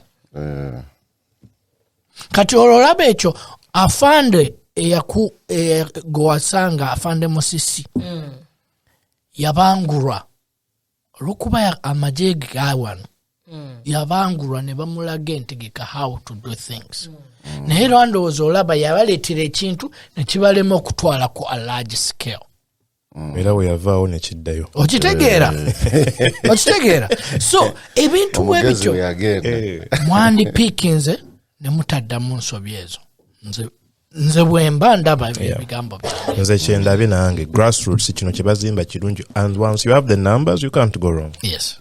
Nze Momo kyengenda okubuuza unagambiddeyo ebibuuzo bijja Momo ekintu kyendaba kati gwe kenyini omentioninze this past weekend wagenda mu Bobby Wine. Yes. Wonderful. It's a you know a time to have fun. Yes. Oli muyimbi but again representing ekibiina okitegeera. Yes. As long as we say UNA is coercive or there's so much going on behind the scenes abantu batuuse ne baatachinga ki political ideologies to UNA okitegeera mwenga UBCA how are you going to stop that part of our lives avoid to come into because at some point anagamba ekyo kyaba NUP okitegeera ate era kale kankusanyuse bwe twabadde tuli mu elections ekibiina baakitaddemu NRM kyokka ate era kati fe abazze nga activists because me I go as an activist bakoze ki batutadde naffe nti tuli ba NRM kakati netuseka netugamba kati bw'obanga oyagala okwonoona ekintu ky'omuntu yenna mwana mu diaspora you bring in politics. Yes, exactly. But in UBCA there's no politics. It's non-political. It's a non-political organization. Tulina nakugale tuli social, economic and development. Good. That is our mission. Temulimu politics. politics wafene yaswa kuganze nga UBCA chair nkoze ekinze endosinze nupu ebere wano tebiriyo gwe ogenda nga Afande Momo ngenda nga Afande kunyumirwa nawe because nawe ino nyumira ekitegeera era tewansanze continue tuli awo tutudde tuli nyumya fe leadership yafe egenda kolagana wane leadership buli leadership tuje embracing. I can tell you I started up my tenure with the ambassador, Her Excellency, Kakonge. She was here. And we started up touring churches. Check it out. Omkulembeze wa NUP waja, I can also entertain omkulembeze wa NUP because of my office. Omkulembeze wa DP wanaja, I will entertain omkulembeze wa DP because of my office. Matter of fact, abakulembeze bonna they have to help ebibiina bino, not ebibiina okuba helping.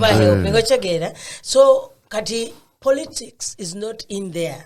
Fe tukutwala nga munna Uganda ochegeera fe tuina umbrella nene, it's Uganda. Temulimu oba ono musiraamu omukatuliki muki oba yeddira kino oba oli ebyo byonna twetubirina.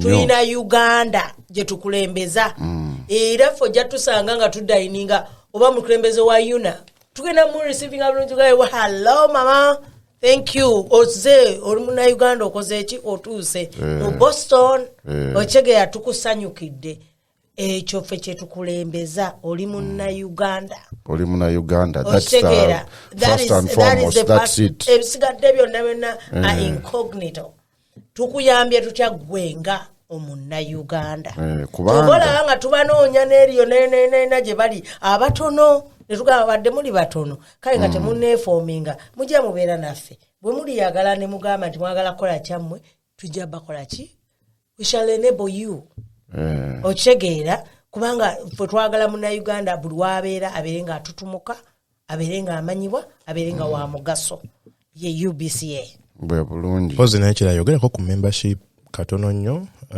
kyetaagisa omuntu ajoininga atya akola atya sente mmeka era ekola what does it come with ogedde $50+ ebira $50 membership obeera nga tulina cash app kutukyakolera ne PayPal ogifuna ku website cash app yeyaffe yesimu okola $ UBCA.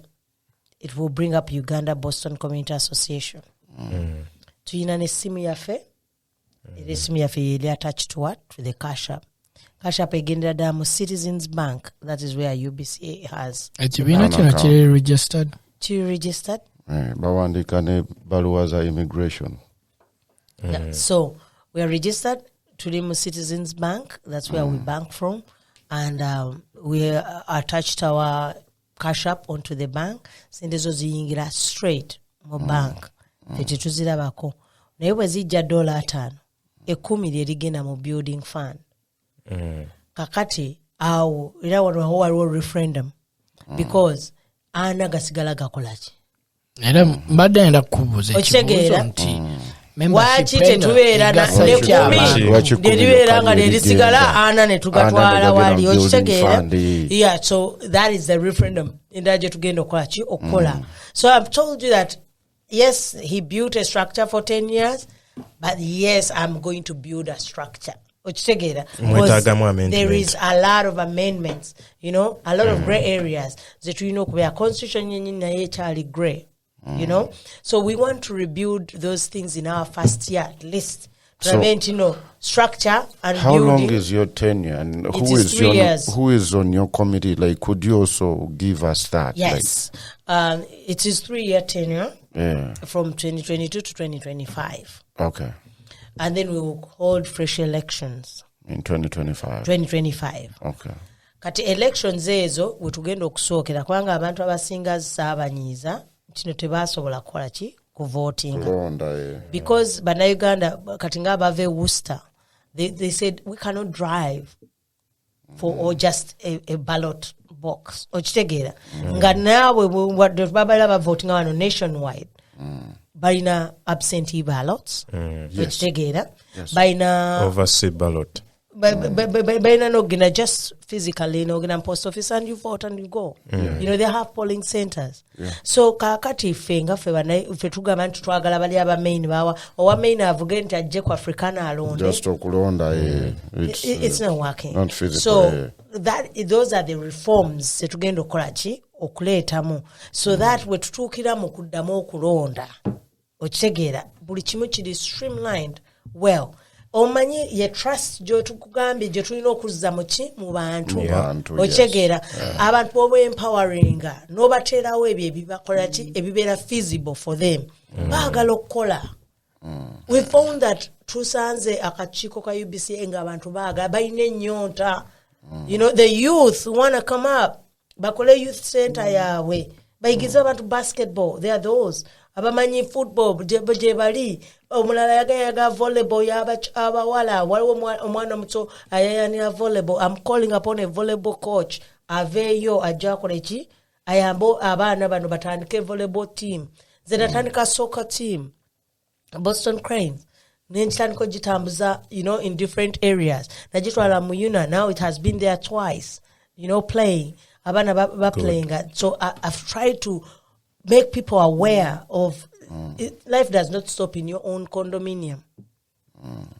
Come out, associate. I think the one thing I like about you is you've studied, you know, so much. You were into the military, but your involvement in Uganda's community is really something we should commend you for. Commendable, yeah. Yeah. It's really good. Like olaba anti oine chibina wano ochiyingidemo, but you're still, you know, pushing people towards a bigger one. Like yes. Tuli wano ngabogenda bulamu tebukoma wano tuina ebirala. You know, it's really commendable because again fe iranga botulaba no we came up with this idea. Which is beautiful. That tuina malobozi negasigala wafe, you know. Let us air them out. Tumanya tuino omuntu gweso otachinga. You have. And today we are honored to in President Wechivina as Zenatula na just by a photo. Yeah. If I did not see that photo, status. It's a status, you know. That's why publicity is key. Ochegera kati tugamba ntino mwe mwala some person yajaraga nalabe inauguration kitegeeza them come and swearing in for people who are coming babironda di you know tamanyi but just because tetumanyi we don't make people aware. Exactly, communities are fe tutekamu bintu bitatugasa ebitugasa ne tukachine tubitwala wali ne tubinyiga oli bajja okugamba nti campaign 5 minutes speech kati nga mu rhino oli aga music is a music. Ninga ratchet music za pop music omutulayisawo akalango ka 5 minutes akayamba community. You know that should be done in there because ababali how would somebody reach them? Ogenda bafuna nabo bajja kuvaawo bagende batwale that same message. Butwadde wali Momo n'agamba bwati. Ate n'omukinina omusanyufu abamusanyufaga twabadde ne gundi naye n'abeera naffe. But what has that person gained okubeera mu mmwe nga tasobodde to preach to you? You know, or tell you what is supposed to be happening. Nze ku UBCA what I started with my committee, we have a weekend huddle. It's bobango kola mu corporation oba mu big organizations mubeera ne weekly briefs. Kubanga tomaira tomanyi kyogenda kola. You know, in my committee, in my presidency, ba committee bange bonna balina okubeera mu weekend huddle. Tumanye ki ekibadde mu community. Gundi yafiiridwa gundi yakoze bwati kati who is going where? Volunteers ne bavaayo. Nabaganza, I don't want to be the person okumanya nti nongenda wano because I've been doing it. Nagambye, I assigned myself a day for the community already. So in the community, it's part and parcel of me. You know, that is in my weekly brief. Mweri nambaki nongenda kola kino ngenda chikola. Era mva nongenda kati momento awareness conference because it's taking place for our kids. You know, na yeche tukutegeeza nti no, botakola weekly huddles. Bano bokola nabo tebamanya nti bino ebintu gye biri. Balina okumanya nabo ne besettinga nengantu gwe ogamba ogenda kapiira abakapiira batulabire represent us well. Gwe ogenda ku home cooking oba ali abavubuka bakoze woodwork genda otugambe bajje bulungi otagende ku bifaananyi while you are there good work yakoze bwati so that the community is aware ntino banange on the weekend twabadde ne woodwork okitegeera twabaddeyo n'abagenda okusamba akapiira bakasambiddewa gundi and goalo zabadde meka bweziti bawangudde tebawangudde that's so sad ne tubeera nga tetubiwulira mu radio tetubeera ku TV naye nga ne community yennyini ne jjajja ali eri mu babysitting abwateekako ka page ka WhatsApp kamutegeeza nti bano bakoze bwe bati so that has been done already in my presidency. Tuchirina, we have to meet every week. Because community is revolving. Community tekola chite sirika. So tetusobola kubeera awo ntino tujja ku meeting once a month ate kiro ate nga twagadde. If you put up your hand to serve, bambi totwala kifo ky'abanno who would love to really serve. Ochegera, or you put up your hand, tetulaba mu UNA. People don't want to come for those meetings. Nemubeeramu basatu bana. But these people are the ones that are communities are musindikeyo zengendo kubasobera teri they can't come kati no sanga nti akagenda okukolera decision yegundi atomale o blaming the decision making why weren't you there banno bakulonze over representing so by representing well okoleki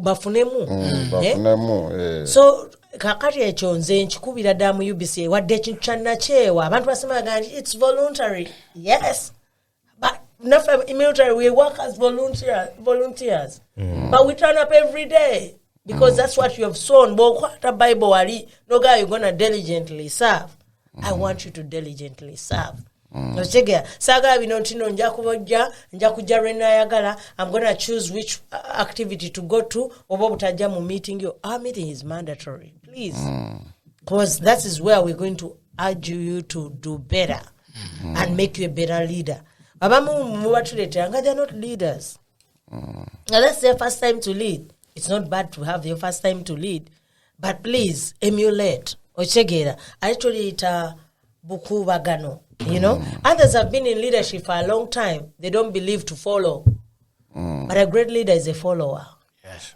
so kyangenda okusaba Afande Momo nga tumayiza our last words ebigambo byogedde byonna birungi naye nga wenagambye nti abantu okubazza emitima gyabwe twetaaga kulabako we can only be here to talk so much naye kyenjagala ekibeere ddala number one on your agenda wadde wekyogedde ddala nti ekiri number one naye twagala tukirabeko nga office yo yeetaagisa sajja ono amanyi board games chess bikiyandiyagadde okubisharinga okuyigiriza abaana abato ono is a life coach bangi bamanyi ebintu bingi naye kati saawa eno n'agamba naye nayagadde okukola na Afande Momo UBCA tetulina sente tusanga abantu bano basavinga where do I start from because kati nze wenkugana njagala banaishafi jangu twogereko ku podcast jangu omanyi nti nojja kujja wano ku Saturday tewali walala we wano n'ebyuma weebiri gojja buzi so kati kyetwagala nti at least office yebeerewo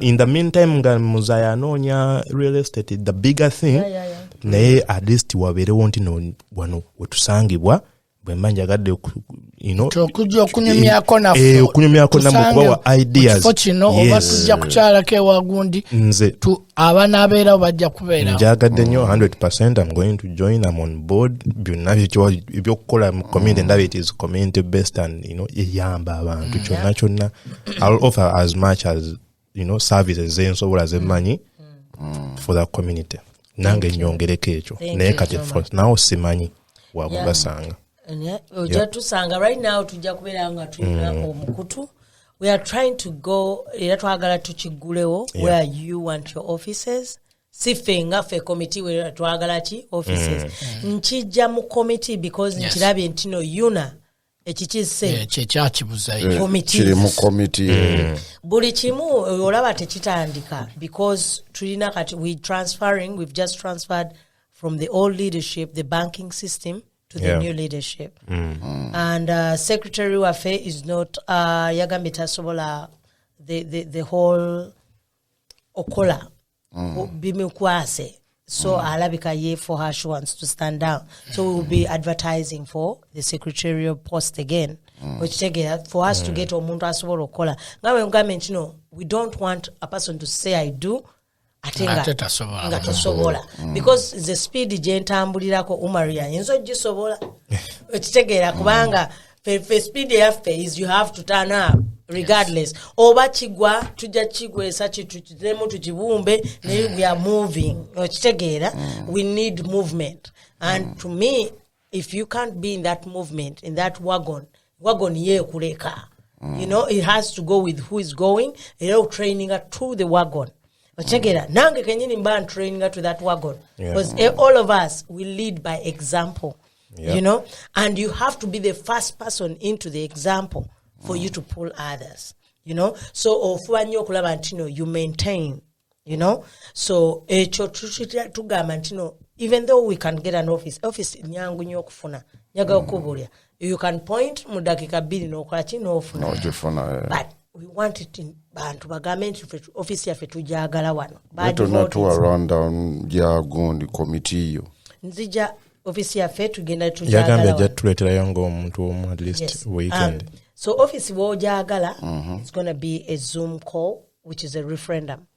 Tegera tugenda jiteka kumukutu guli gwembagambye which you need to join. Mwemvira wano namba za mwenja kubanzifunye and I'll send you the link and you keep sending the link whosoever you want. Ochegera gwekiba kikuteko the link eri tetukugamba ntino tukutaddeko kumukutu guli. It is your choice. Tukujoining sa tukugamba ntino link weri. Would you love to join? Sinti enze mayigundi wampaka jango yingireko kitegeera. No. Ekyo chetuza ebyaffe powers tuziza muki mu bantu because we believe we are there because of ki abantu aba batulonda. They have ebintu bye batulabamu era bw'oba otulabamu tulina kye tukola ekikyamu. Come out kitutegeeze nti ekyo mukoze ekiki kikyamu. Tujja kizaayira mu committee tukikole ki tukirongoseeko because that is what people want from us. Fete twagala kuba we are servants. We are not people who are there to gain title.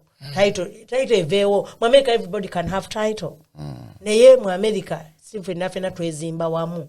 So we can be weak in an area. Netugamba wayi kankwatire ku Maureen and asobola okukola ki okuntambuza kangendewa Umaru asobola okukola ki okuntambuza kireeta UBCA association tino tumanyi gundi ne gundi asobola tutuusa gye tulaga netulema kubeera nga tulagingira mu kifo kyekimu ekya CNA ekya home health aid ekyagenda mu kiyumba ne tugaaniraawo naye mu kiyumba omwo ojja kusangamu omuntu ng'akola PhD.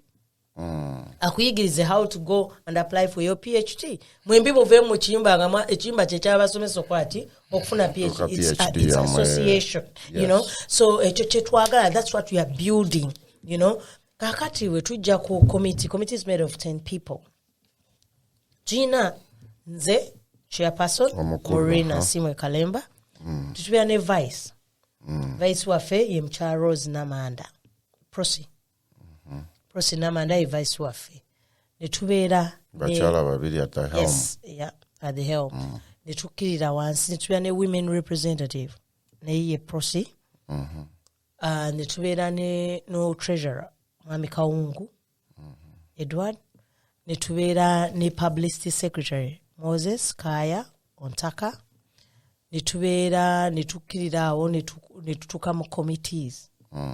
Mu committee esooka Gina Mucha Juliet Najumba Muchala akulira Africano achikozemo omulimu mulungi nnyo and she has been very very supportive. Africano is really good, very supportive to us and ebadde yamba nnyo UBCA in times where UBCA has been struggling. I know Africano because of Anisha. Okay, okiraba? So kati ate twatuka ekiseera nga Africano egenda kuggala. You can't believe it. Ngate UBCA yeri kuchi ku helm.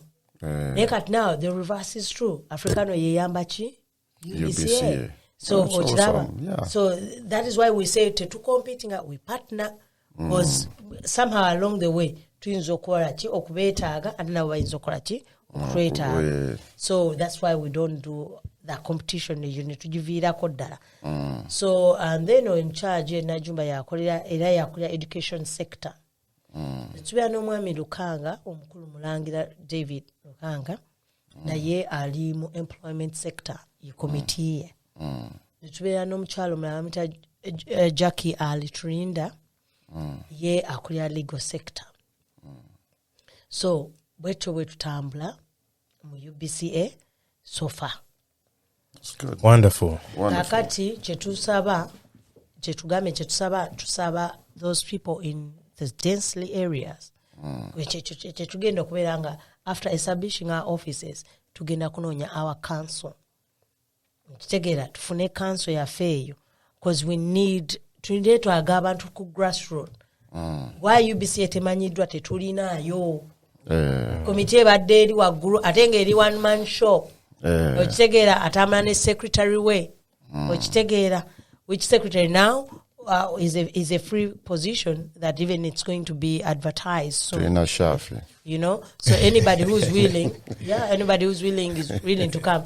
Nejukira, we are moving at a drastic speed. Banga ebintu biri ebibaddewo emyaka giri gyonna twagala mu mwaka ogumu tubeere nga tumaze structure.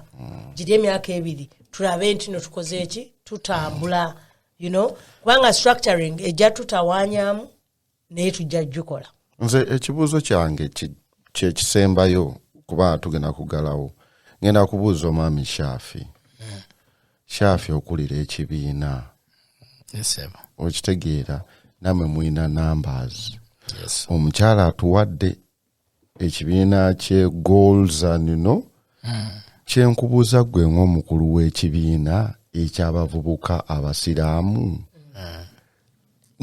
Osobola kwegatta otya ku UBCA oba omukulu ono akikulira akuwadde biki gwe kyogamba nti no, okay, we can emulate this for Uganda, you know, youth Muslims to achieve. First of all, byogambye bisinga onwami yabyogera dda bonga abavubuka abasiraamu bebagala okwachivinga.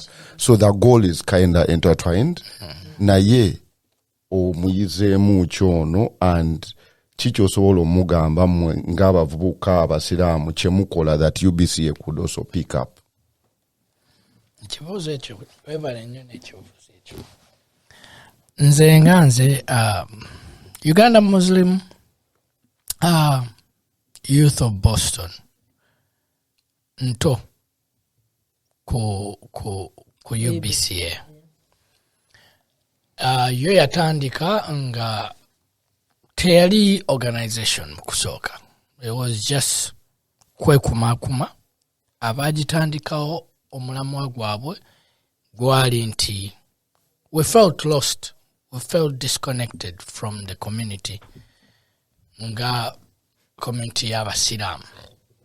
Nga tulaba emiti emikulu girabika gikooyemu. Abavubuka ne bagamba nti tusandika okwekwatakwata tumiitinge.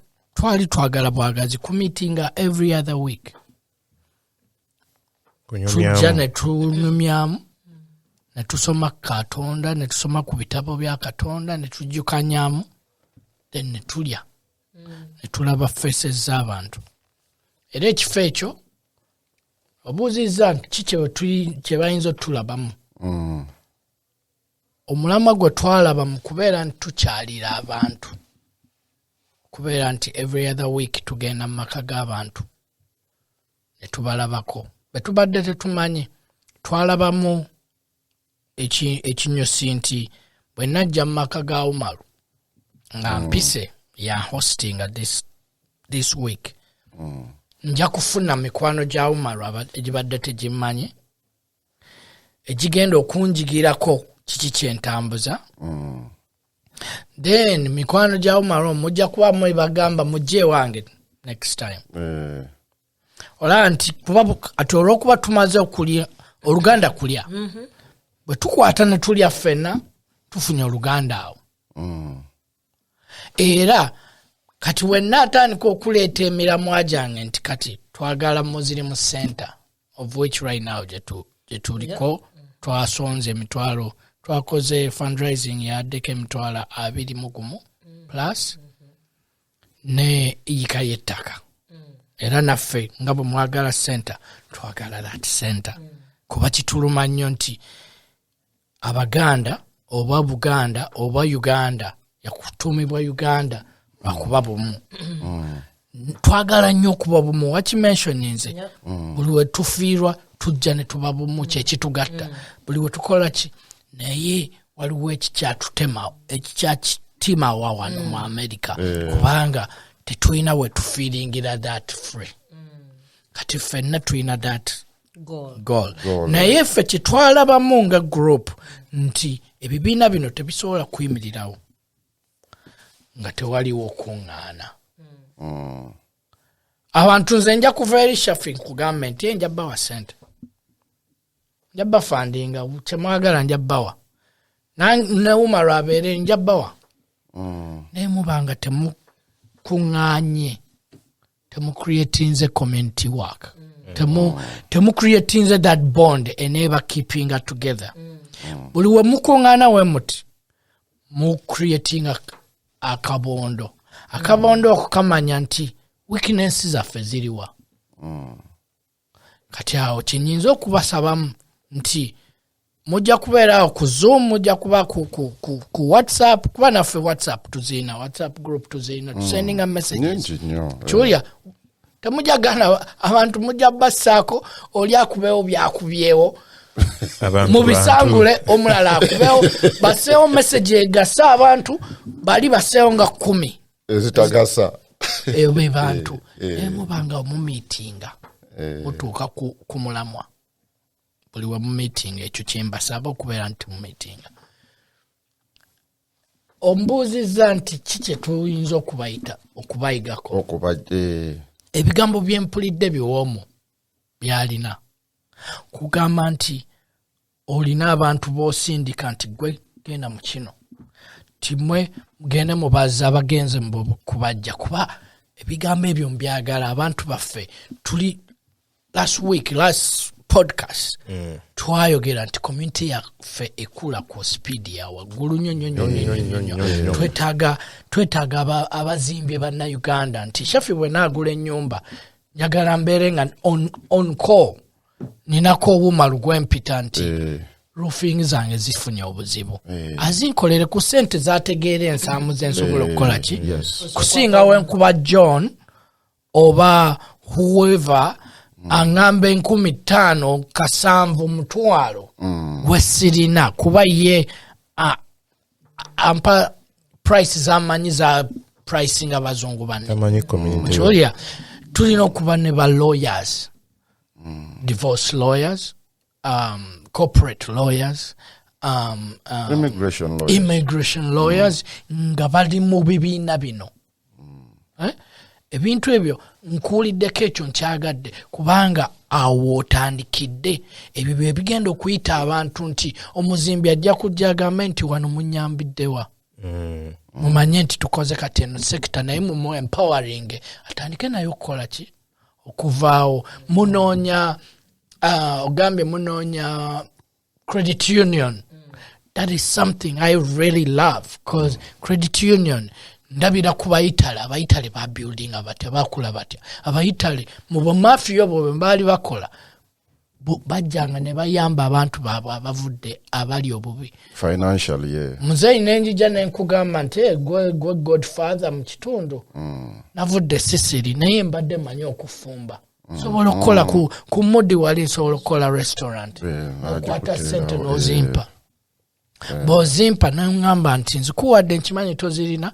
naye mu myezi 6 nja kutandika okujjanga onsasule 10,000 paka olizikola ki oba onteeramu 10,000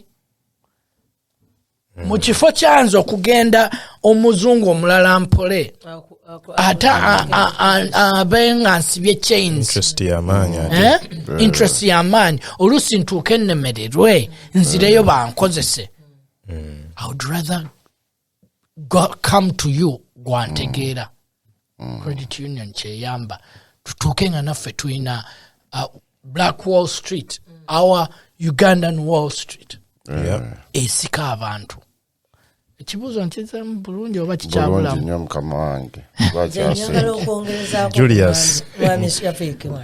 nti nno ekibiina kyammwe Uganda Muslim Youth Association Afande Momo Foundation yagiteekako dola zaayo zo 5. Mwakikolera Woburn mu Bedford. The first time you had Bedford, yes. The first time you had a fundraising, I was part of that organization. Era navaawo, I wasn't even thinking of being president of Uganda Boston Community Association. By the way, being president of Uganda Boston Community Association was never part of my dream. But my significant other nga yanyingizamu ye yanga nti wande oli kikulira nenkireka okitegeera naye ate era abantu when the presidency came in and gave floating and we don't see a better person who can help us, are passionate and caring about our community. Ngagwe. So because of the passion that I have for community, kwanze nsanga nga buli wamu njagala okwatendingawo waaki njagala okuyiga njagala okumanya what makes somebody tick and what makes somebody better than me, because I don't take myself to be anywhere better. Nze kurange I'm still in grassroots. Lwaki njagala okulaba kiki ekituusa omuntu to be that. Naye bannayuganda ffe kyenalaba, we don't give out that information. Information is so up to us. So me, I have a way to talk to people. Nenchihanensinga, nenchikomezaawo. So omuntu wajjanga mbuuza mutera mutwala mu right path. Era right path enyambye nnyo because people have feedback. Jendi mbabuuza after some time gundu twatuuka kuchiri, you know, and that one on one. Omanyi bana Uganda twagala nnyo one on one, twagala obwama. Okitegeera ffe byaffe bw'alaba nga ntaddeyo ekintu ku Facebook kiyinza omumuyisa obubi ye naye nga ate actually tamanyi nti kikoze eki kimuzimbye kimuyambye naye yabaga you know, kakati fe obwama obwo ne basanga nti nno nze mampita kalango nina akama n'akalango because I know if it's gonna work for you nenkulanga kimaze okukolera I'm gonna announce it. Because I don't believe nti njaga okulaba mu Uganda omulala who has the same dream like yours atasoka aveeri atadde. I want that person to shoot straight where you are. Okitegeera naye akole ki ayimuke. So okwagaliza okwo kwe njagala tuteeke mu ffe fenna okitegeera twagaliziganye nti no nze I've recruited almost like 20 people in the military.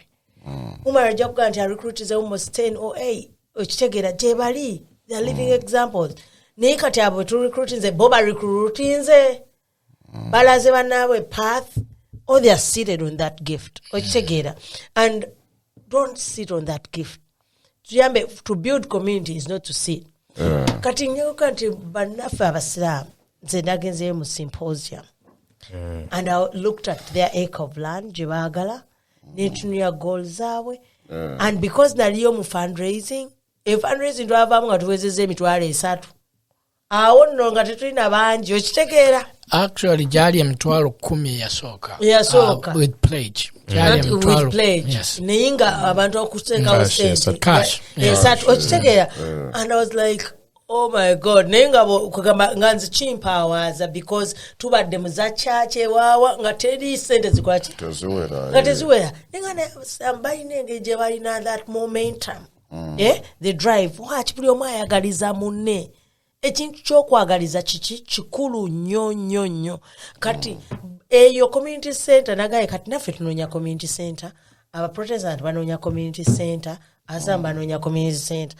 So kati nagambye nti UBCA community center eyabwe kati egenda kubanga ekola ki because abantu bajja kuba bamaze okola ki okola nabo community center okitegeera. So why are we building a community center? Munaga twagala ekyaffe nga kyaba Uganda tekirina attachment to religion. To religion. So that's what tochaba no politics no government tocha face me fetwachirani ate we ziba awera nga nyingi nacho kirungi synagogue megaziri all over the country. So that is beautiful, you know. Okulaba nti no, at least still people are yearning okulaba nti tufunachi ekyaffe. So that center is very important. Era tugisabira nti no mukama tukwateko ebere anywhere batugambe nti no yiyo songa ko buki busonzi, because we are ready to move to greater heights with that place. Tweyanziza nnyo Afande Momo. Julius, any last words nga tumaliriza tugende ogenda obera weekend ya leero?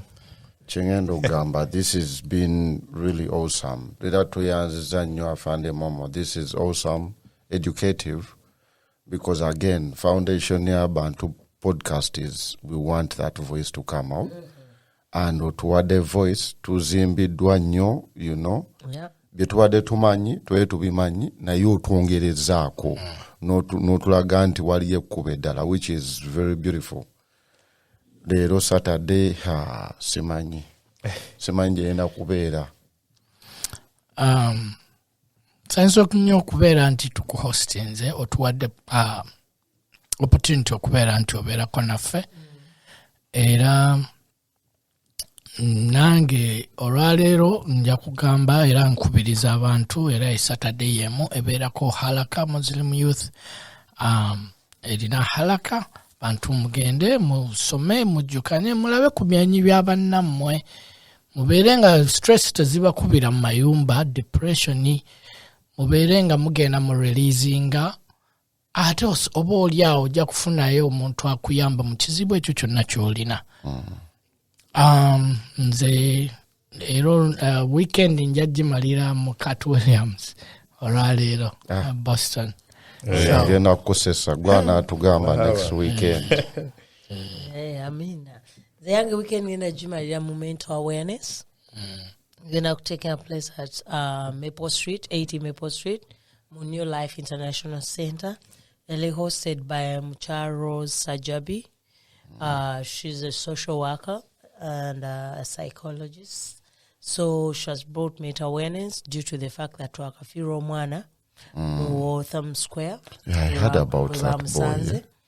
And Omwana Oyo is believed when the parents were hard on him, of the way he was behaving, Saraone Twala. But he, you know, and then he started his own ways, and we don't know why he ended up like that, because police yagaiti yamsanzeko alcohol or drugs. But mentally, something must have, you know, messed up his life to start living alone and to start living uncaringly, you know. And so okubera nti ofiiridde mu square ate nga bakuyiseko ku ssaawa mukaaga nga you are alive ng'olina n'abantu boyogera nabo. And then afterwards, they find you abandoned and dead in the cold. So we're glad to send Omwana as a community, in life insurance, which we need to talk about next time. Or to talk about life insurance and community projects. Because those ones situzi hamarinze well. I'd love to be back. Ne kyabadde life insurance ne community nga kugambye nti no tuli bumu we stood tetumusondera mutwalo gumu mu kakaaga, which is enough money to take back a body, because body yagumu satu. So twakoze ekyo ne twalako maybe with some few members of the family ate era ne tubeera n'omukisa kye ngambe lwaki tetukwantana n'abantu, because twabadde able to host a fund drive ewa Dominion Assemblies.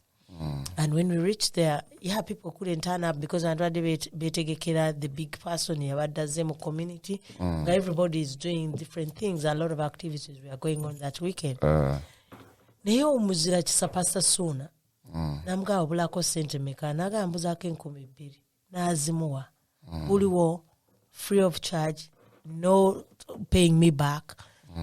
That was gratitude. To me, it brought back community. Nebifo mwe tusinziza, you know, kubanga kati omwami oyo ye yayimiridde nga Dominion Assemblies n'atuwa 2,000. bwe tujja mu kifo kyo gweoyimirirawo otya otuyamba community supporting yes. So tulina amakyaki gaffe tukoleddemu ebintu bingi nnyo kyaki netusonza n'okola olunaku lwe tukuŋŋaanye tuwe $3 zaffe 3 temunnazituwa naye kyaki yerina okukola ki okubeera nga eyimirira mu gap you know, but I cannot do that. So omwami oli yazze n'ayimirira mu gap eyo mu kyetaago kyaki kyo community member. So twakisanyukidde nnyo. That was beautiful. So Mlambo kwatuuse. In fact, they're going to be burying this weekend. May he rest in peace. N'abaami abalala bana bafiiriddwa bamaama baabwe. They're all Bostonians. Ekigamba bamaama baabwe bafudde bonna bali Kampala. Nabo tusobodde okutambula ne tuwakaki ne tubalaba omwami Vincent, omulala mwami Herbert, omulala abadde mu North Reading, omulala yabadde Lowell. Ekigamba bonna bavubuka bafiiriddwa bamaama baabwe. Tuyina omuwala naye munaffe yafiiriddwa muganda we e Kampala. Taata we yabadde Katikkiro yabadde azze wano okutulabako na ku passing on a paper for constitutionalism in Utah. Naye yabadde akyali wano like he had just started settling in. Omwana we tiyasuksa. Omwana we omukulu naye naafa. So he went back, you know. So that is what we have in community right now. Okufirwa kungi. We need to be together. Okuyamba bannaffe abafiiriddwa, but we need the life insurance. Abantu bajumbire okuregistering for life insurance. Kwanga Moje's life insurance is still going on right now. It ends in January. So abantu baberenga at least let them opt in Gwanga Moje's life insurance. No boy in a loved one. We want to fire kubya life insurance. Go twala the owners. Yela we Uganda umusasulire abere mu ngabiki musasulire ngamweriye nga ye gomanyi wadde yetamanyi gwemanya tino mwali because Gwanga Moje will honor you, you know, at the end of the day.